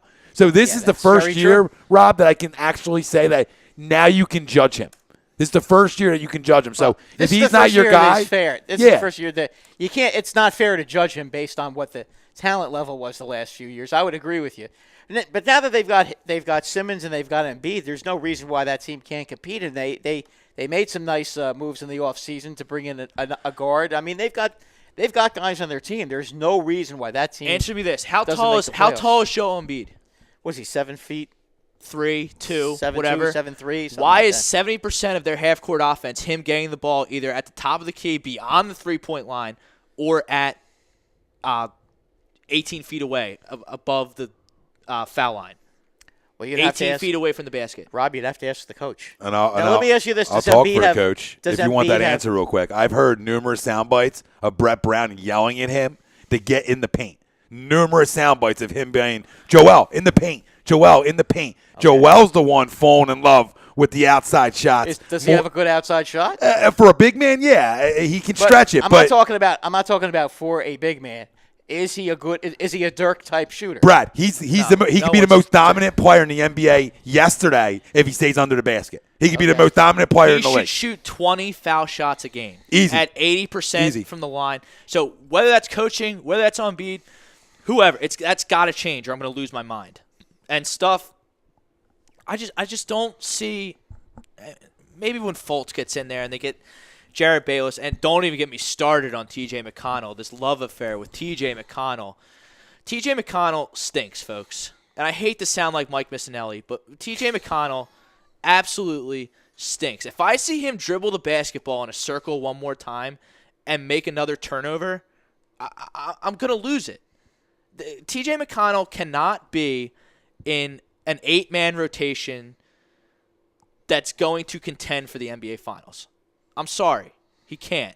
And I like TJ. It's a great Philly story. He goes out there, he hustles, he tries his best, but that's only good for so much. That's fine when you're trying to lose games on purpose. That's fine when your goal is going to be to win the 8 seed. And, I was wrong because I said the same thing about Robert Covington for a while, and he's turned into an outstanding player. He's good enough to be in an 8-man rotation that can contend for the NBA Finals. TJ McConnell cannot. He just can't. And I'm sorry. I know that breaks everyone's heart who's 6'0", 100 out there watching him play. He just can't get it done. He's not going to be able to. You need 2 guards, you need another forward, and you need for Embiid to stay under the basket. I like TJ, though. I like him too. As, your third point guard. when Fultz is back and can run the point more. Well, at this point, you don't really have a choice in the matter. See, but I like Fultz off the ball though. Do you? I do. That's he fine. Can slash. I just feel like at first it's going to be hard for him to make that adjustment right away because he's so used through his college career of always, and obviously AAU ball in high school, of just always having the ball in his hands. So it's going to be interesting to see him, Rob, develop and to be able to develop off the ball. That's a hard thing for a lot of guys to do. And we'll see. He's got to hit the weights. Oh. That's for damn sure. But I don't see how you can take the ball out of Ben Simmons' hand as the primary ball handler of this team. He's too good. He's too dynamic. He's too smooth at 6'10" with the ball. He creates too many problems for the opposing defense running the fast break. Is he the inside guy? Because it's kind of hard to get 2 guys under the basket all the time. Hook Simmons up with Herb McGee, the best shooting coach in the country. Philly U, baby. Can't disagree with that. He is the Sixers shooting coach. He is one of the best in the biz. Herb McGee's the shot blocker. Nancy, another female. 2 females. Is that a record, Tom? Is that a record? There we go. See, we're diversifying your company. But getting to the Sixers, Knicks, you think the Knicks, it still baffles me that you think the Knicks are a 41-win team going to make the playoffs. Yeah, I think they could do that. I'm going to go with it. I'm going to ride it for the whole season. Rob Povia sends a "What's up, fellas?" Hello, Rob, and welcome to the show. At this point, I think the Knicks can make the playoffs. I think they could finish 8th. Yeah, the development of Porzingas and what he is bringing to the team right now, as I said before, is going to be such. This guy is a top 10 NBA talent. He may end up by the end of the year being a top 5 NBA talent. That's how good this guy is. He is unstoppable in a close game. As you know, when you have a guy like that who can get 20 points basically without trying because he's always getting to the foul line, there's no reason why they can't win a lot of games. The key for them is going to be able to stop the point guards from killing them. That really is going to be the key. Tim Hardaway is not a great defender. Jarrett Jack, who's right now getting most of the time as point guard, is not a great defender. Frankie is a good defender. So that's something that you can look at. But McDermott's not going to go out there and be a good defender. Those are the things that are going to get them in trouble. John Starks 2.0, according to you. Well, he can shoot. His offensive game reminds me a lot of John Starks. He can come in. He can provide instant offense. he could also shoot you out of the game. But he can definitely come in and give you some offense. Let's get back to our poll question. Gibson, brought to you by Gibson Meyer, LLC, GibsonMeyer.com. Certified accountants, all your accounting needs right there. Up in my neck of the woods, Brad, in Yardley. Check them out on their website, GibsonMeyer.com. Poll question night, who's the best NFL team that actually played a game yesterday? You had the Chiefs off. You had the Eagles off. You had the Seahawks on Thursday night who won, and the Panthers are playing right now. I'm sure that game's kicked off into the 9 o'clock hour here on A2D Radio. But who's the best team that played yesterday? We got the Steelers, the Patriots, the Rams, the Saints, and we'll throw the Vikings in there, even though I don't think they're in that discussion because of their quarterback situation. No, I can't. If they had sorry. Dalvin Cook, maybe. But, I mean, we'll see what happens with the Vikings. Right now, the Panthers are ahead 3-0 with a minute to go in the first quarter. Okay. So there you that have is it. your update. That is your NFL update. We agreed the Saints are the best team that played a game yesterday. Yes, I definitely think they are. And if I'm an Eagle fan, that's the team I would be focusing my attention on, because I think that's the one team that if, God forbid, the Eagles and the Saints have to play and they have to go down to New Orleans and play a playoff game, they could lose that game. I don't know that they lose in Philly, but if they go down there, that's going to be a big problem, because we all know how difficult that team is to beat when they're a good team and they're playing at home. That is a huge I agree with home you. field advantage. I agree with you. But if the Look game is great. up here, I think that it's a whole different.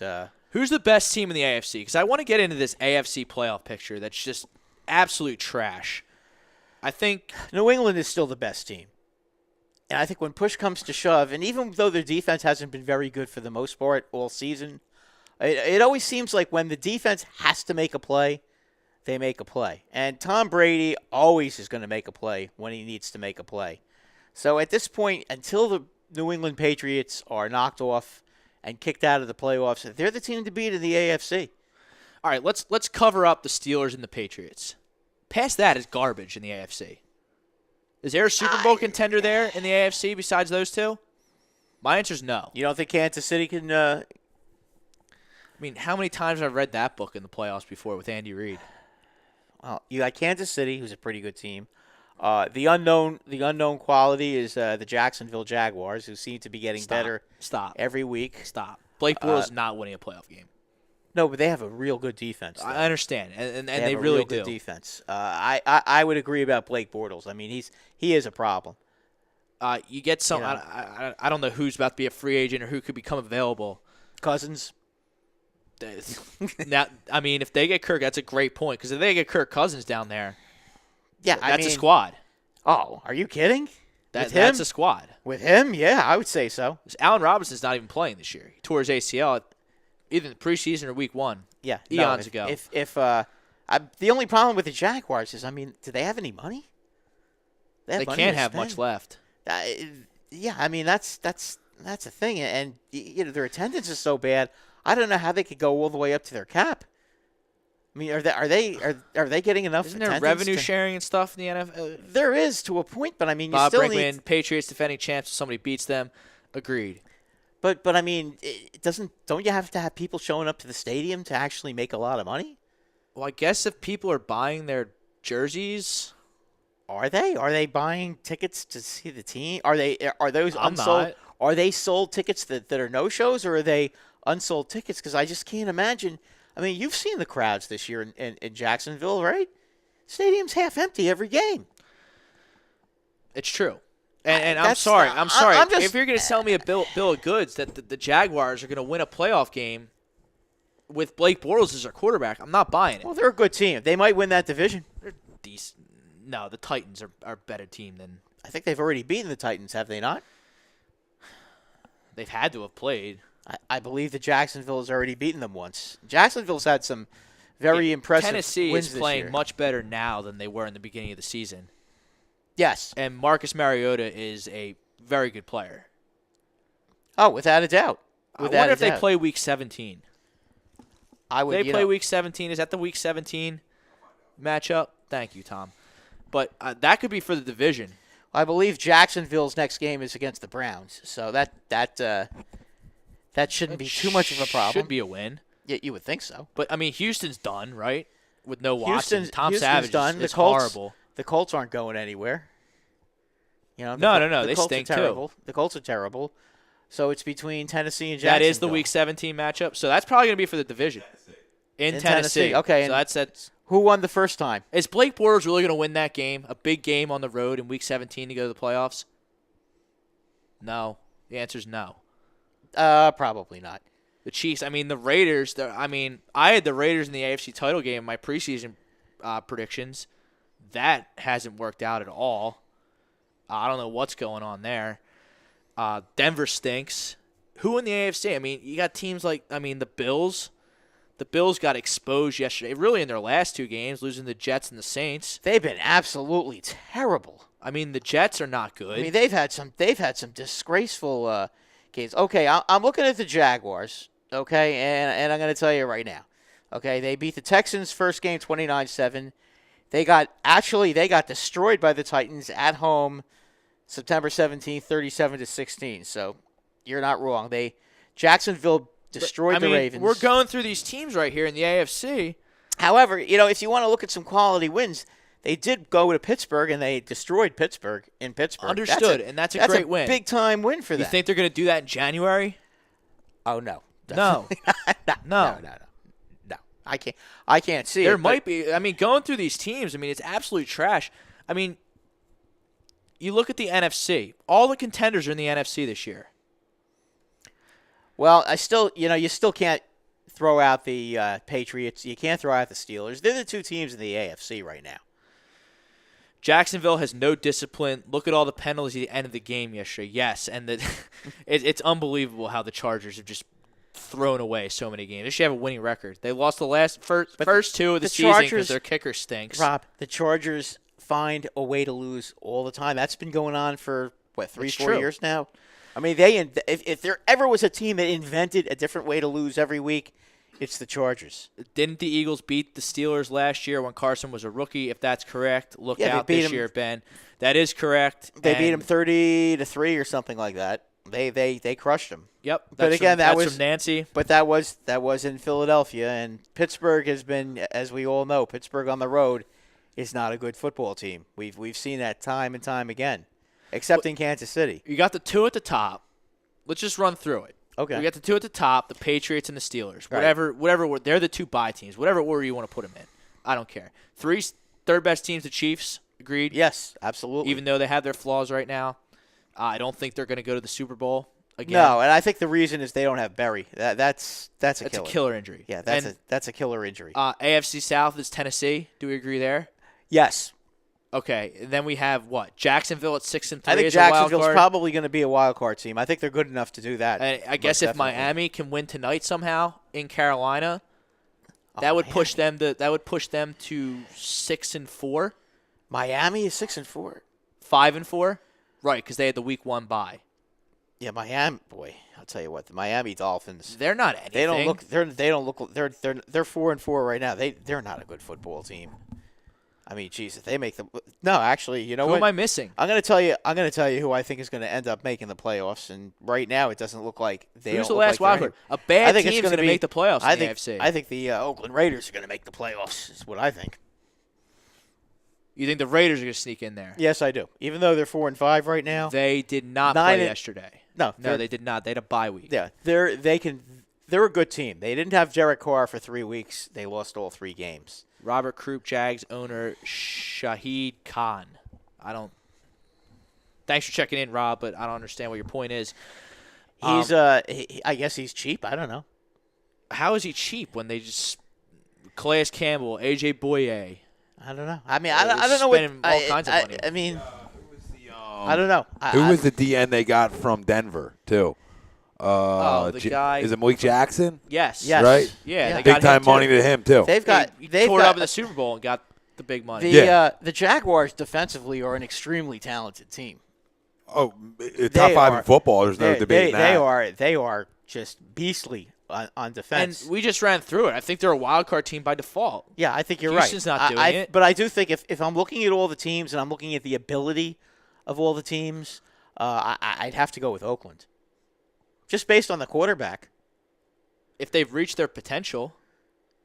Well, maybe the Titans. If we're saying the Titans are going to win the division, we're saying Jacksonville is one wild card team. They'll I would be say the 5. it's got to be Oakland. I mean, if you look at all the teams and the talent, Baltimore, no. Cincinnati, no. No, it's got to be Oakland. Who else? It's a bad year in the AFC. Yeah, the AFC is extremely top heavy. You look at Seattle. I believe they're the 6th seed right now in the NFC. They're 6-3. Yeah, and they actually look the part. They're a good team. Top tier talent at least some of the positions. Yeah, no, they're not. They're not. I mean, if you're 4-5 in the NFC, you're done. There's no way you're going to sneak in. At 4-5 in the NFC. No, if you're not 5-4, if you're not 5-4, you're done. You're done. Which the Cowboys are 5-4 right now. Atlanta's 5-4. They're a game back. Well, I said 4. If you're not at least 5-4, right. If you're 4-5, you're done though. There's like the Redskins are done. The Redskins are done. Giants are out. Right. We'll see what the Packers can do. I just don't see it. I mean, not with Hundley. No, I mean their defense is not good enough to win games. What about the Lions? Stafford's good. I don't care what anyone says. I'm a huge Matthew Stafford I like fan. Stafford. With the Lions, they're just such a weird team. They're the kind of team, they don't know what they're doing around Matthew Stafford. The problem with the Lions is they're like what the Rams were last year. They're a team that who's going to show up every week? Is this the week they're going to destroy somebody and then get killed the next week? Because the Lions. Stafford's been rolling up stats, man. No, listen, the Lions can score. They can score, but their defense doesn't come to play every week. That's a problem, especially on the road. I just don't know. I mean, do you trust the Lions? No. I trust Matthew Stafford.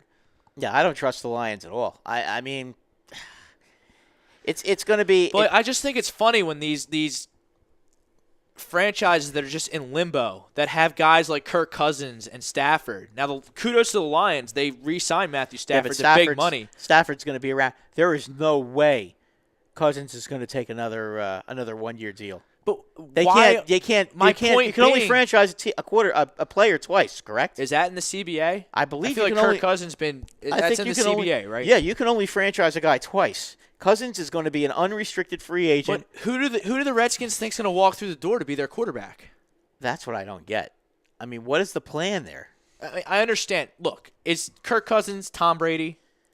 Is he Peyton Manning in his prime? No, he's not. But can you win a Super Bowl with Kirk Cousins? Yes, you can. Yeah, Joe I think Flacco, if stinky butthole Joe Flacco can win a Super Bowl, then Kirk Cousins and Matthew Stafford can definitely win Super Bowls. I agree. Joe Flacco stinks.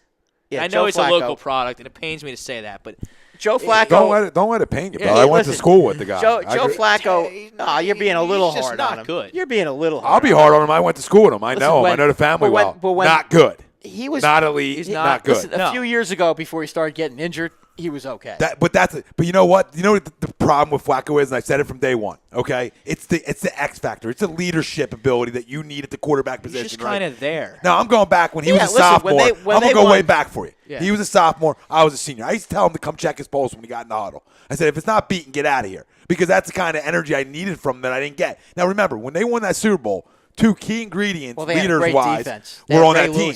Ray and Ed. Yeah. I mean, them two were the leaders of that team. Yeah. So all of a sudden, let's fast forward to a $100 million deal, which equals in the locker room, you got to be the leader, right? As soon as that $100 million deal gets signed up, you're officially the leader of that football team. Yeah, officially, right? All of a sudden, he wasn't so good when the defense wasn't good. But he also wasn't so good when he had to be the leader. He had to be the guy. And that's where you see the difference of the great quarterbacks, the elite ones, to just the guy. That's what happens in a hard cap. In all fairness, though, okay, has he really been given great receivers? Oh, stop.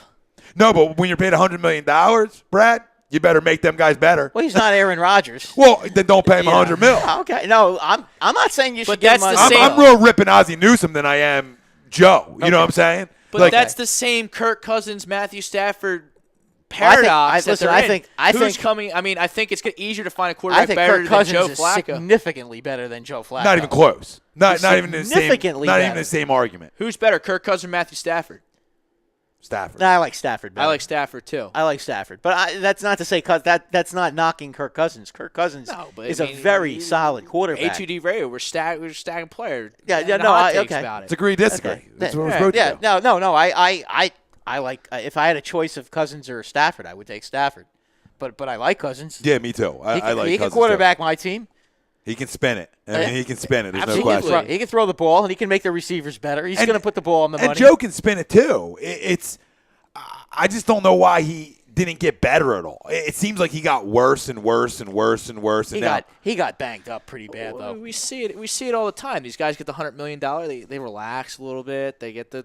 Now Joe seems like a pretty laid back guy. That's not his thing. Yeah, he's always relaxed, and I think that's where he hasn't been able to take the next step. Because where's your Brady in you? Where you get in the guy's grill, good or bad, right? The excitement that Brady plays with. The excitement Carson plays with. Not every guy does that. No, and that's fine. That's been Joe's MO from day one. I don't want a guy to change. I want him to be who he is.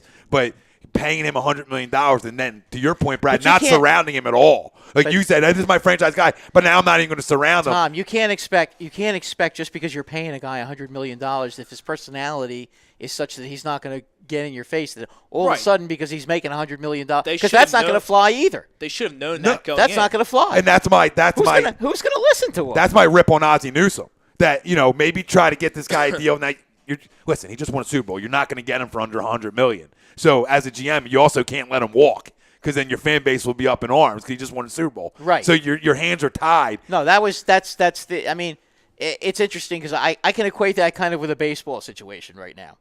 CC Sabathia, okay, 14-5, had a great year last year. Year before that, he had a pretty good year. Nobody seemed to notice because the Yankees were not contenders that year.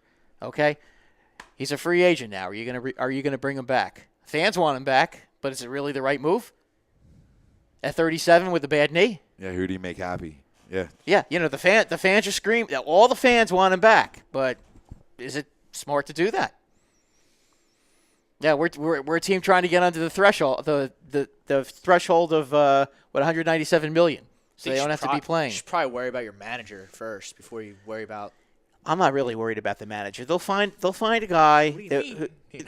Cashman, have one. Cashman will Phillies find. have a manager. Cashman wants a guy who's gonna basically, who he can tell is gonna, Cashman wants to run the team, so he's gonna find a puppet to be the manager. That's basically what it's all about. What do you mean Cashman wants to run the team? Cashman wants to run the team. He wants a puppet. That's what this is all about with Girardi. If you didn't know that, that's the whole. This is the whole point was this, okay? And I'm going to give you a couple of examples, okay?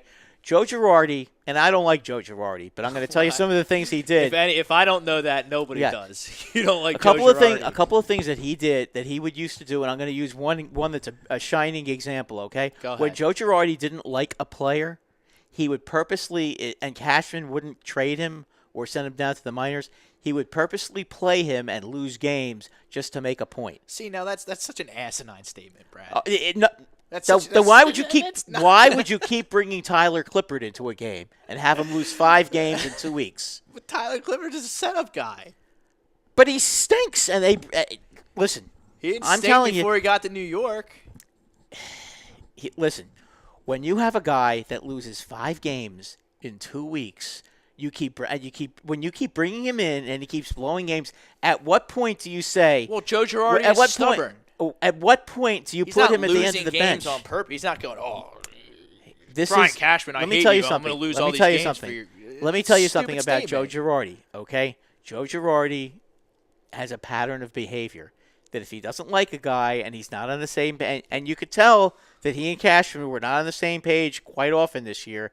There were times where guys who you clearly knew Cashman wanted him to play, he wouldn't play, and guys that Cashman didn't want him to play, he would play, and he would try to make a point that this guy stinks. He needs to be sent down. That's on Cashman, too, because the GM shouldn't be in the manager's ear over the lineup card. I understand that. But, the thing is, Cashman also has built this team, and now you've got a boatload of good young talent on the team. So who's going to win that battle? Not Cashman Joe Girardi, is. and that's what you do if you don't like the manager in the offseason. Right, if Brian Cashman's in Girardi's ear about the lineup card in the season, then that's shame on Cashman.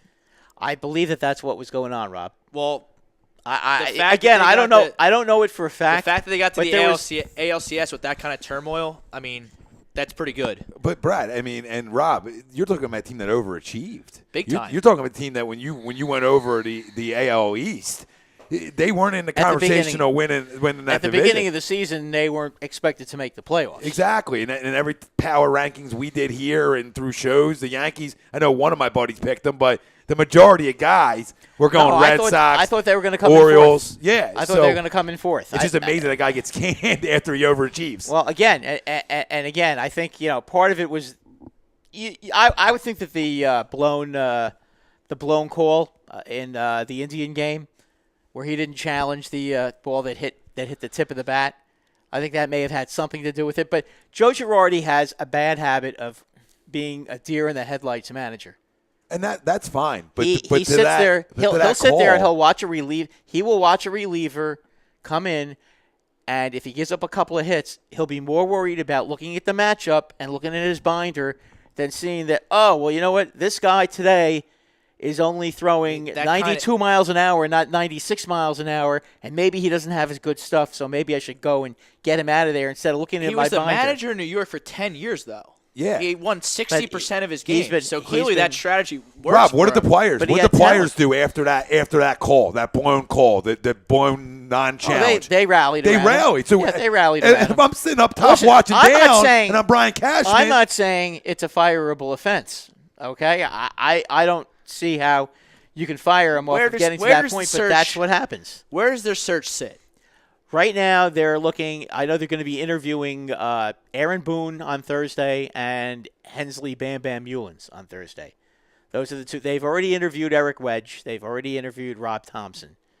Okay, from what I understand, I'm familiar with they may be interviewing Flaherty and David Cohn. They may be. I'm not sure about that. I know they're both interested in the job too. So we'll see what they do. I mean, right now, as I said, I'm not really that worried about it. He'll find whoever he thinks is comfortable with being the manager. This is the New York freaking Yankees, and they just went to the ALCS. I understand in a season that, but right now, there's supposed to be a rebuild to the seasons to come. But right now, you have manager to be worried steps in there is going to have a world of pressure on them. Well, they're going to have a world of pressure, but they also need to decide what they want to do as far as who the DH is going to be, who that fifth pitcher is going to be, whether to bring back Sabathia, whether to go out and get Ohtani. Ohtani's already on the Yankees, and it pains me because I want the Phillies to make a run at him because this guy's a wiffle ball pitcher. He can hit, though. He can hit, too, but I think he can hit. That might be – I mean, I think hitting is going to be his ticket to the major leagues. I don't know if he can pitch. I don't agree with that at all. Here's a question for some of you guys out there, okay?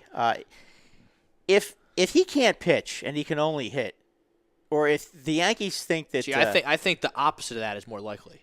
That he's going to be able to pitch and Correct. he won't be able to hit. Correct. Well, if he can pitch and not hit, he'll be in the major leagues. My question is, though, if they think that he's promising as a pitcher but not quite good enough to be a major league pitcher. He's got the goods as a pitcher, man. He had a 3.2 ERA last year. I mean, he wasn't as good last year as he was the year before. Come on, he's got dollar signs in his eyes, man. He's done all he can do in Japan. He's bored over there. Yeah, well, that's why he's coming over. But if he had true dollar signs in his eyes, he would have waited until he was 25 to come over instead of 23. He can't do anything more over there. He's the best hitter and the best pitcher in the Japanese league. Yeah, he is. How's his stock? I think that the only thing that can happen to him in Japan is he gets hurt and then he can never come to the major leagues. Okay, that's the only thing that can happen. At this point, what I would say is since I saw Hideki Matsui, obviously Japanese guys can hit in the American League. Bob stepping in, Carolina up 10 minutes with 6 minutes to go in the first half. Thank you, Bob, from Bucks County, one of the originals, one of the OGs of the Sports Hounds. Thanks to him for checking in. But shifting to the Phillies, Brad, because we can talk about Ohanti all night. He's probably going to go to the Yankees because he's probably going to demand that he at least gets a shot to both pitch and hit. Oh, he should. But I wouldn't blame him. Gabe Kapler, your thoughts? Has he managed before? He managed one season for the Boston Red Sox single-A affiliate, and they didn't have a good team. Then he went back to playing. Then he went back. I hate this analytic stuff. I can't stand it. I do too. And that's what it is. That's what Clintac is. Is Gabe Kapler a leader? I mean, we don't really know. I have no idea if he's a leader or not. Yeah, I mean, I don't really know. I mean, he's young. He's young. He probably will get along with the younger player development players. for the Dodgers, which I like. The Well, Dodgers always have guys coming in and out that step up. Rob, the So I Dodgers like have that. a first-class organization. I mean, if you're getting a guy from the Dodger organization, that's a good thing. I wanted an unknown, which Gabe Kapler is. When this process started, Gabe Kapler was nowhere on my radar. Had no idea Gabe Kapler was even aspiring to be a manager. Didn't know where he worked before. So I like that.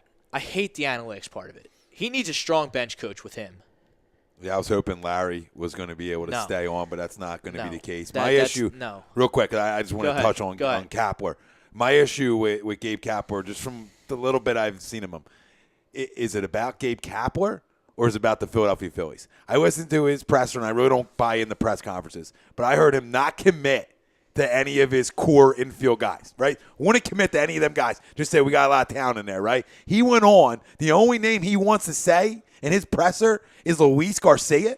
That's who you're going to crown in your presser, that you like his stuff and his stuff moves and you're so impressed by him. So all you could talk about Reese Hoskins, whatever the hell you want to call him. You could talk about Crawford. You could talk about your shortstop who was a Gold Glover. He obviously hasn't watched him that much. But you could have talked about Hernandez.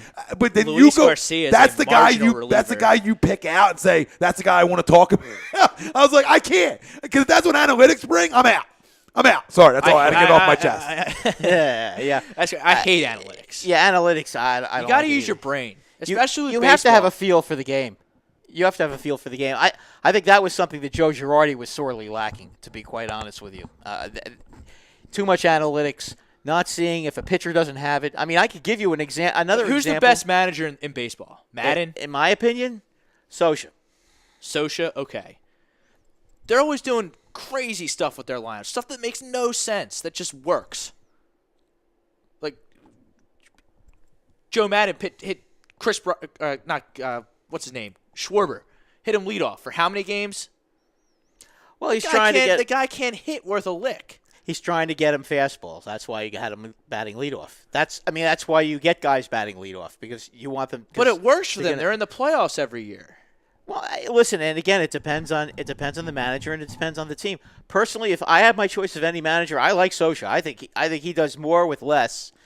I think he's done a very, very good job. I mean, this year for the Anaheim Angels, or whatever they are, the Los Angeles Angels, wherever they're whatever they call themselves these days, for that team to lose Mike Trout for 2 months and stay relevant until the last week of the season, that's a remarkable job. Now they have Upton out there for a bunch of years and a bunch of how smart that'll that help. is. I don't know That'll how help. smart that is. He's got some skills. He can hit. He can hit. He can hit. I mean, now look, Cesar Hernandez rumors with the Phillies potentially moving him out to Los Angeles there. Interesting, and Because they have Scott Kingery. You and I had talked about this, and I had heard this yesterday up at the Yankee event.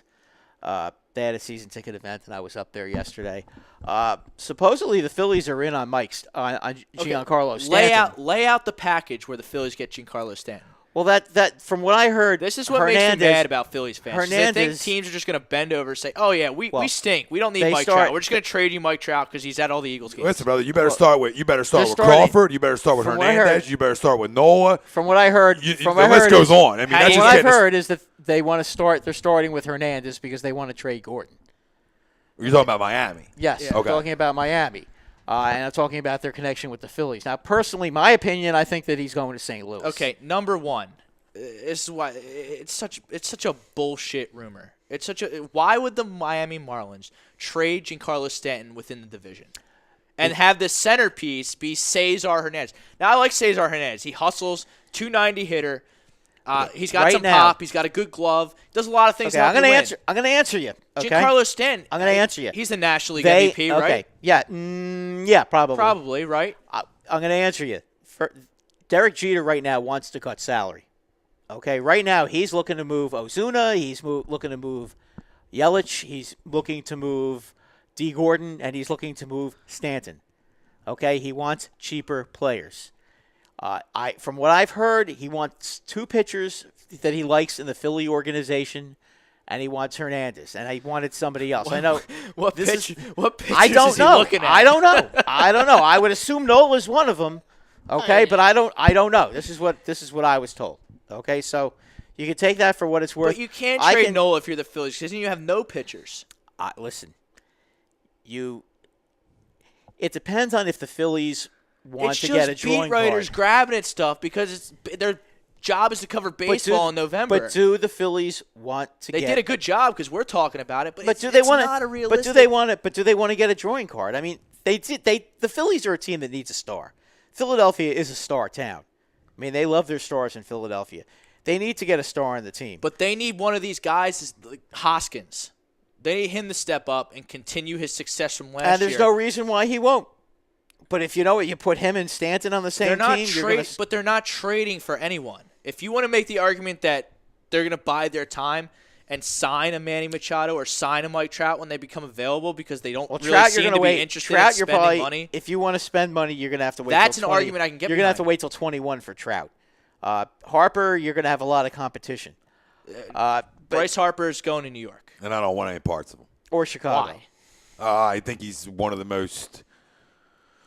Nobody in the NL East likes Bryce Harper. To me, it's not even about him playing against us. It's about I think he's an eye guy. I think he's selfish. I think there's more reasons on why that team never has been able to get over the hump. I think when Jonathan Papelbon chokes you out, you haven't been the same. I look at a guy that I just think is not a team guy. You put him with that left-handed swing in Yankee Stadium with that short porch. You guys can have him. You guys got all the money to spend. You know what I mean? You guys overpay. We will after we get under the a lot of noise with him to the Cubs. Marlins, real quick. Marlins. I'll take the whole outfield. You don't want Yelich anymore? You don't want Ozuna? You don't want Stanton? I'll bring them all three here because I'll give you Herrera. So now for those guys, yeah. Now you got to start an outfielder, right? And I'll give you. You can pick through my minors. Go ahead. Remember one thing. Pick away. Remember one thing. Give you Hernandez too. Remember one thing. Okay, this is about money with the Marlins. It's always about money. The more money you take on that contract, the less you're going to have to give. If Marlins top 5 market, I'll eat it all. Give me it all. Yeah, give me every bit of it. If you're gonna give me Giancarlo Stanton for a reduced package, and I have to pay that whatever it is, 13 but that's 13 year, $30 million a year for 13 years. That's fine. Big five, top 5 market. You better be able to pull it off.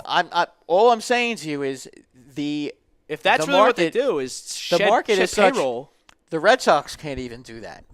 Okay, and what Jeter wanted from the Red Sox was who did they want? Oh yeah, they wanted Benintendi and they wanted Devers going to do that, and then Derek Jeter wanted them to take the entire $30 million, and of course the Red Sox aren't going to do that. I'll take the whole 30. Phillies are in a different spot to be able to take the 30 than the Red Sox or the Yankees. The Phillies don't have a high payroll right now. They can afford him on the team. Maybe that's why these rumors are going out there. St. Louis, I know St. Louis has 2 pitchers in their farm system that are just about there, and I know that they love them. The Giants, I don't really know who they want on the Giants. He's going to be on the Cardinals. I'll bet you money right now. I would make the Cardinals the morning line favorite. They're going to throw like Randall Grichuk and a couple of minor league pitchers. Maybe there are 2 minor league pitchers on the Cardinals that they love. Well, they'll probably want DeWong too, or whoever they say the rookie's name. DeYoung? DeYoung, yeah. He's a real good. He looks like a real good player. Yeah, they're probably going to. I mean, I would assume they would want a young rookie. But again, it depends on it depends how much money you're going to take on the contract. Yeah, that's the kicker, right? How much can the Cardinals take on? Would you guys backdoor it though? For instance, Philly wise, right? Would you say, okay, fine, let's stand, let another team worry about him, but we're interested in Ozuna and Yelich? Then would you play that game?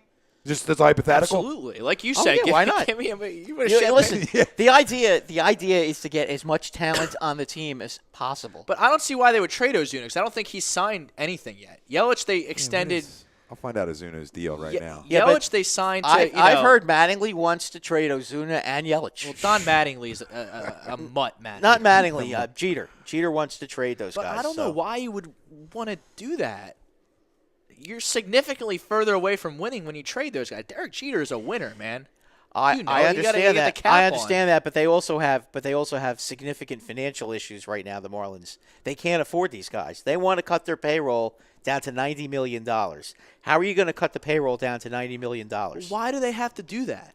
Ask Derek Jeter. I'm not the GM of the Florida Marlins. I don't know, but they have financial issues. They've got to get their payroll down to $90 million. So if they have to get their payroll down to $90 million, these are the guys that are going to go. I wonder if he would be singing D. Gordon that is tune. going to be going too. Well, D. Gordon isn't that good. I understand that, but I'm just saying he's going to be going also because he's making money. He's a sneeze away from being banned for life for PED violations. Well, if he's dumb enough to do it again, then he's going to be banned for life. It's already happened twice. He's clearly not that smart. No, you're right because there are some guys that actually have done that. So I don't know, but Rob, I can't imagine the guy would be dumb enough to do it again and get banned for life. That would be really. It looks like Ozuna. He got a base salary of $3.5 in 2017. 2018, he's under arbitration, controlled, and 2019, he's controlled under arbitration. I mean, that's the kind of guy Jeter wants. Yeah, because he's controlled until he's 30. Yeah, but if he's on arbitration, he's probably going to be getting about $12 million a year. That's not much for what Ozuna can do for you. No, I understand that, but that may be too much for the Marlins. You know, I mean, you're talking about a team that if that's too much, if a $12 million All-Star is too much for you to handle, then what are you doing? Why are you even showing up? I don't know what. Listen, I don't know why you would even be doing all this stuff when you've got a great offense. All you really need is a couple of decent pitchers to get yourself to make yourself relative. I wonder if they would be trying to get their payroll down to $90 million if Jose Fernandez was still alive. I was just going to say that, man. I mean, that's just crippled a franchise. I don't know. I mean, but that's the hearsay right now is that Jeter wants to get the My payroll answer would down. be no. Well, they probably wouldn't have gotten sold if he was still alive. Probably not. I mean, but again, it's a financial situation.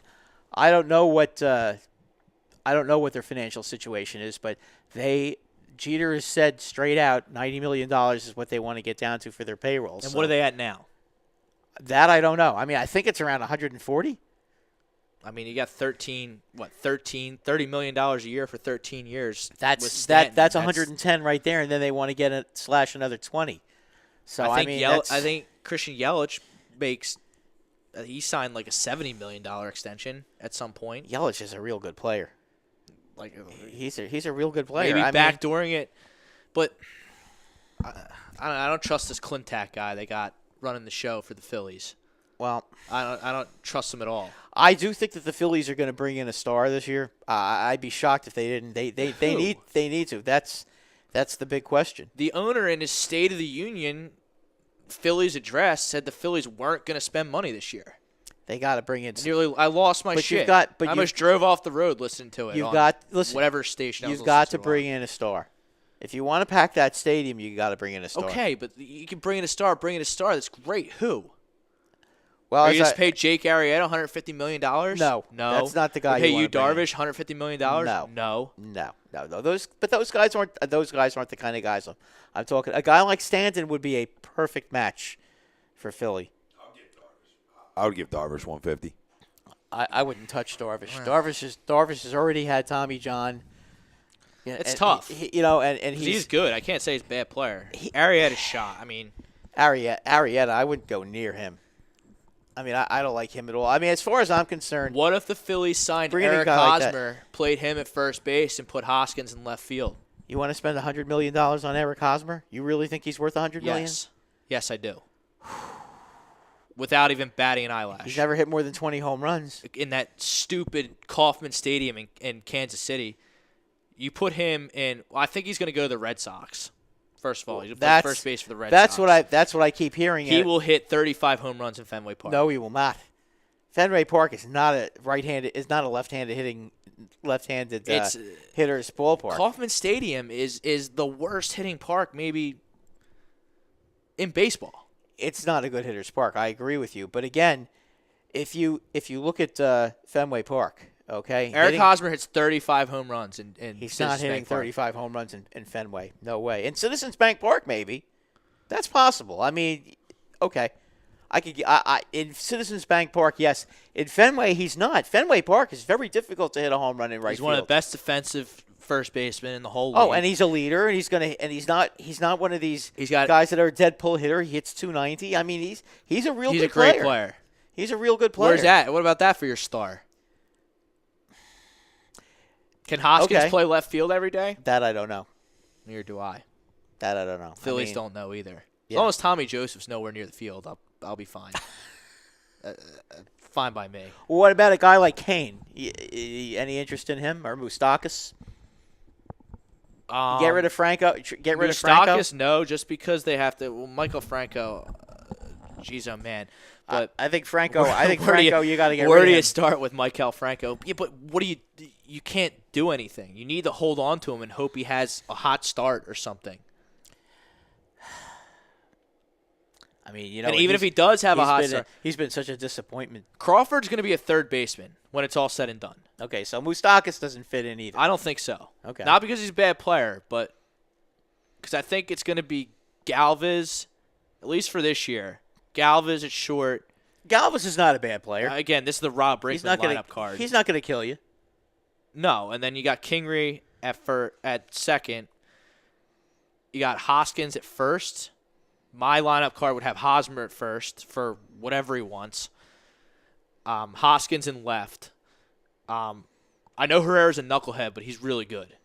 This team's in no position to just turn their nose up at talent like Herrera's. No, and you know what? Again, if you bring in a guy like Hosmer, who is a leader, you bring in a guy like him into the mix, I think a guy like Herrera grows up and stops acting like such an idiot. I mean, that's just I my agree opinion. with you. That's just my opinion. All these Philly it's a fans out locker there that room- just want to dump Herrera for nothing. It's a locker If you room trade thing. him, you better get an arm for him that can pitch right now in the league. Yeah, I mean, I don't think the Phillies pitching is as big a problem as you might think. Are you out of your mind? Is it? It's terrible. The starting pitching? It's awful. I know the bullpen stinks. Jared, that's The bad bullpen too. is pathetic. I mean, Nola's not bad though. No, you have Nola and a bunch of idiots. Jared Eichhoff can't play. Jared Eichhoff went to Jeremy went Helmson from- is nowhere. Well, he's gone now. He's on. I don't even know. He's gone. They traded him to the Orioles- Baltimore. Who knows The Orioles what didn't, happened The to Orioles him. didn't pick him up. Didn't offer him. A deal. I couldn't even tell you. They were trying to like Adam Morgan. No. Al Leiter Jr. I mean, give me a break. He wasn't that bad, was he? I mean, come on. Are you Did he winning? show something? Are you going to the playoffs with Al Leiter Jr. in your No. 5-man rotation? No. The answer is no. If he wants to No. be a long man, six man guy, fine. I'll So buy the Phillies need some Arms. starting pitching right that. Arms. now. Okay. They have none, and they pick an outfielder with every top 10 draft pick they have. Well, at some point, they've got to go out and get pitching.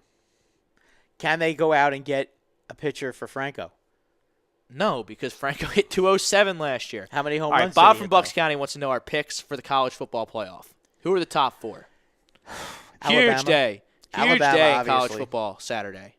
Alabama, obviously. Well, they're number 1. They squeaked by Mississippi State. Okay.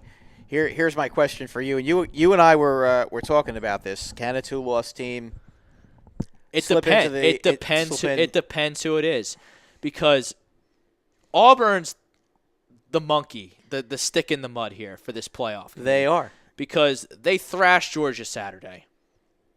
They have Alabama on the docket. That game will be at Auburn, and then they'll play Georgia again in the SEC championship game. If you beat Georgia twice and Alabama, You have to be in the top 4. you're in the top 4. Yeah, How are have you to not? be. You have to be. So they're the wild card. I don't think that's going to happen because I don't think they're going to No. beat Alabama. I was pretty surprised they beat Georgia. But I'll tell you what, Alabama almost lost to Mississippi State. The key word there was almost.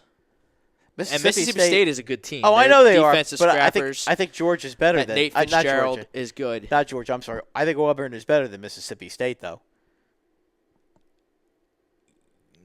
Yeah. So well, we'll see. That's a heck of a rivalry too. Sometimes you have to throw out the records when those two teams play. That's going to be a close one. And then you got Georgia really did some damage to themselves. Then you've got Miami. I mean, is Miami's undefeated, 41-8 win over number 3 Notre Dame. That was a big win for them. But to answer your question about the 2-loss teams, for the Penn State fans out there that think that they're somehow going to squeak their way into the playoff, No way. No. For the Ohio State fans that think they're going to squeak their way into the playoff, absolutely not. No. Those two teams are out. Those teams are done. No, that's not going to happen. You can't let up 60 points to Iowa and tell me that you're a top 4 team. No. Oklahoma. Oklahoma is the second best team in the country on the Rob Brinkman Oklahoma is playoff very, committee. very good.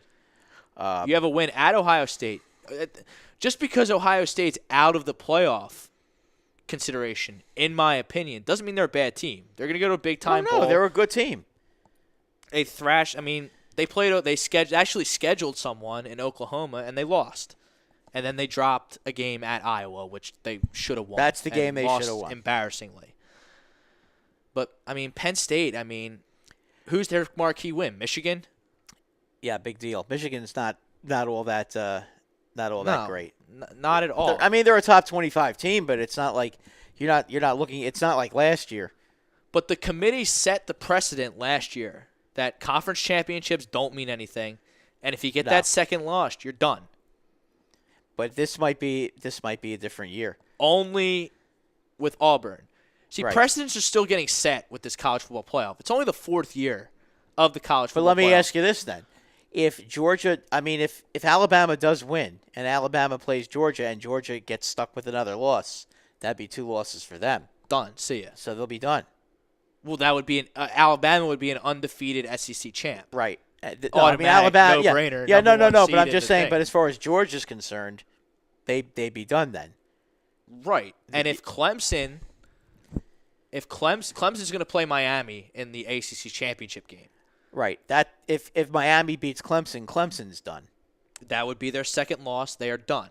Yeah. So Miami, if Miami, Notre Dame is done. Second lost. If Miami wins both these games, they're in. Most definitely. If they win their last game, they have 1 or 2 games left. 2 regular seasons in the championship. Okay, they're going to win their 2 regular season games. I don't know. That'd be a hell of a game there. They're going to have to play Clemson. I don't know if they beat Clemson. Their defense is for real. Who, Miami? Correct. Oh, yeah. After what they did to Notre Dame? That was a shellacking. But was Notre Dame that good? Pretty one-dimensional on offense. Wimbush can't throw the ball down the field. But listen, we were touting them when they beat the living daylights out of USC. Right. Notre Dame 100% deserved their number 3 ranking. They earned it. They did. They also earned getting knocked out of it when Miami beat the correct. daylights out and of then they them. lost to Georgia as well. So, by 1 point at home. Right. But see, a home loss is a killer.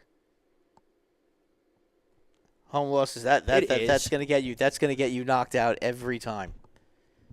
I think Oklahoma is the second best team in the country. I think they're going to be. I think they're going to be in. Alabama's going to be in. And then as of right now, I would hop Miami over Clemson for now to the number 3 spot. Right now, yes. And then Clemson would remain number 4 because Clemson kind of struggled with a Florida State team on Saturday. That's not and very they also good. lost. They also lost to a very poor Syracuse team, who I believe is last in their conference. They're not good. It was a bad loss on the road. Yeah, you can't lose to the last place team in your conference. The Pac-12 does what they do every year. They beat up on each other and give each other a couple of losses each. So they're out of it. Wisconsin, in my opinion, is not. They cannot be a top 4 team. The Big Ten's going to freak out. Because here's why. Because Ohio State's going to win the Big Ten with 2 losses. And they're not going to And they're not going to get in. No. And they shouldn't get in. No, they shouldn't. And they won't. But they're going to freak out. Well, they shouldn't freak out. Just like Penn State.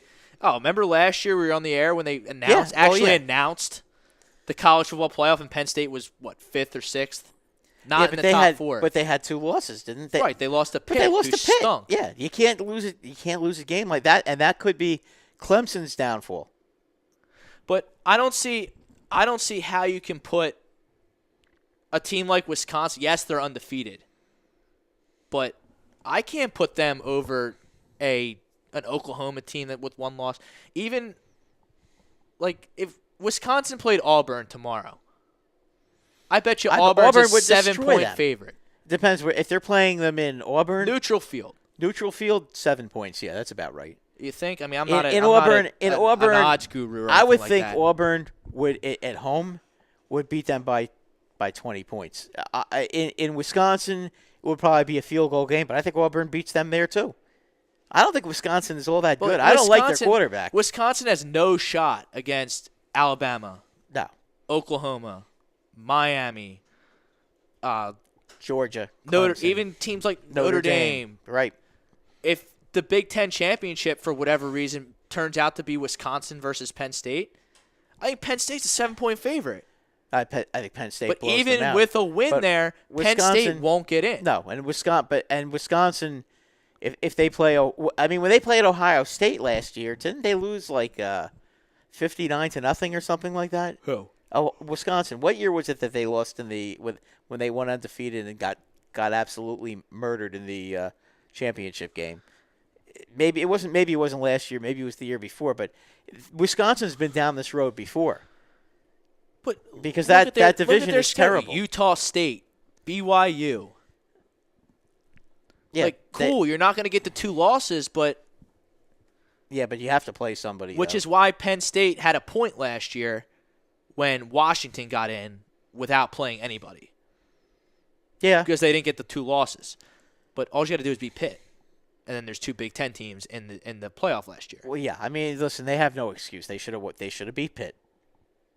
And if they didn't lose to Michigan State, it's tough because I don't know how you get in the playoff without at least playing in the Big Ten championship. Notre Dame beat Michigan State this year, did they not? Correct. Yes. Okay. So, I mean, that was a quality win for them. Michigan State also beat Michigan. That was an upset at the time, but yeah, Michigan State beat Penn State, so they've won. They've had some quality wins, but then they had some bad losses. You have TCU still in there. They only have 1 loss out of the Big 12. I'm sure that'll be a rematch. Well, the Big 12 has a championship game this year. The top 2 teams in the Big 12 are going to play for the championship. That'll. So, I would guess that's going to be a TCU-Oklahoma rematch. Oklahoma will beat them, though. I mean, they beat them. I would agree with you, but we've seen stranger things. No. I mean, sometimes when they play twice, sometimes it's not easy. It'll be on a neutral field this time. It won't be in Norman with Oklahoma going nuts.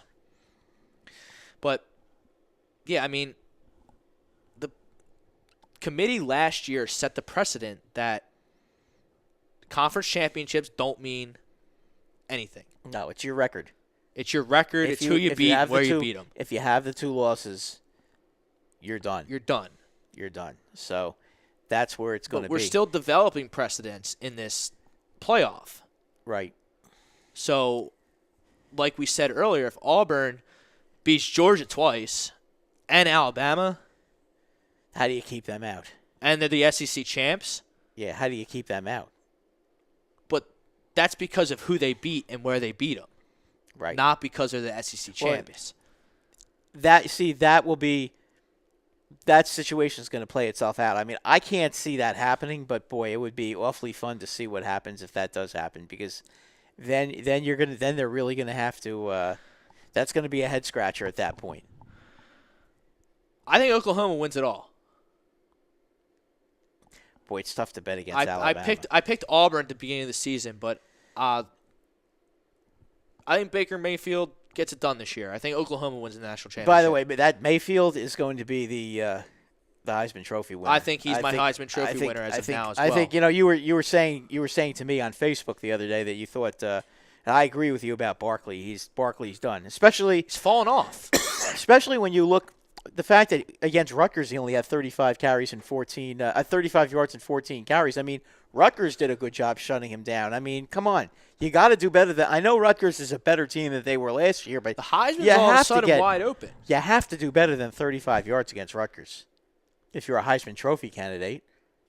I mean, am I wrong? I guess, but Lamar Jackson also won the Heisman, and they had like 5 losses last year. Yeah, no, it's not necessarily the losses, but it's the quality of your performances in certain games. I mean, if you're playing teams that aren't good, I mean – you have to have, against teams like Rutgers, or in the Big Ten especially, teams like Rutgers, Illinois, Maryland, those kind of teams. So who are the top 3 Heisman candidates then? Well, I guess you can't take Barkley away from that, but I think Mayfield would have to be, right?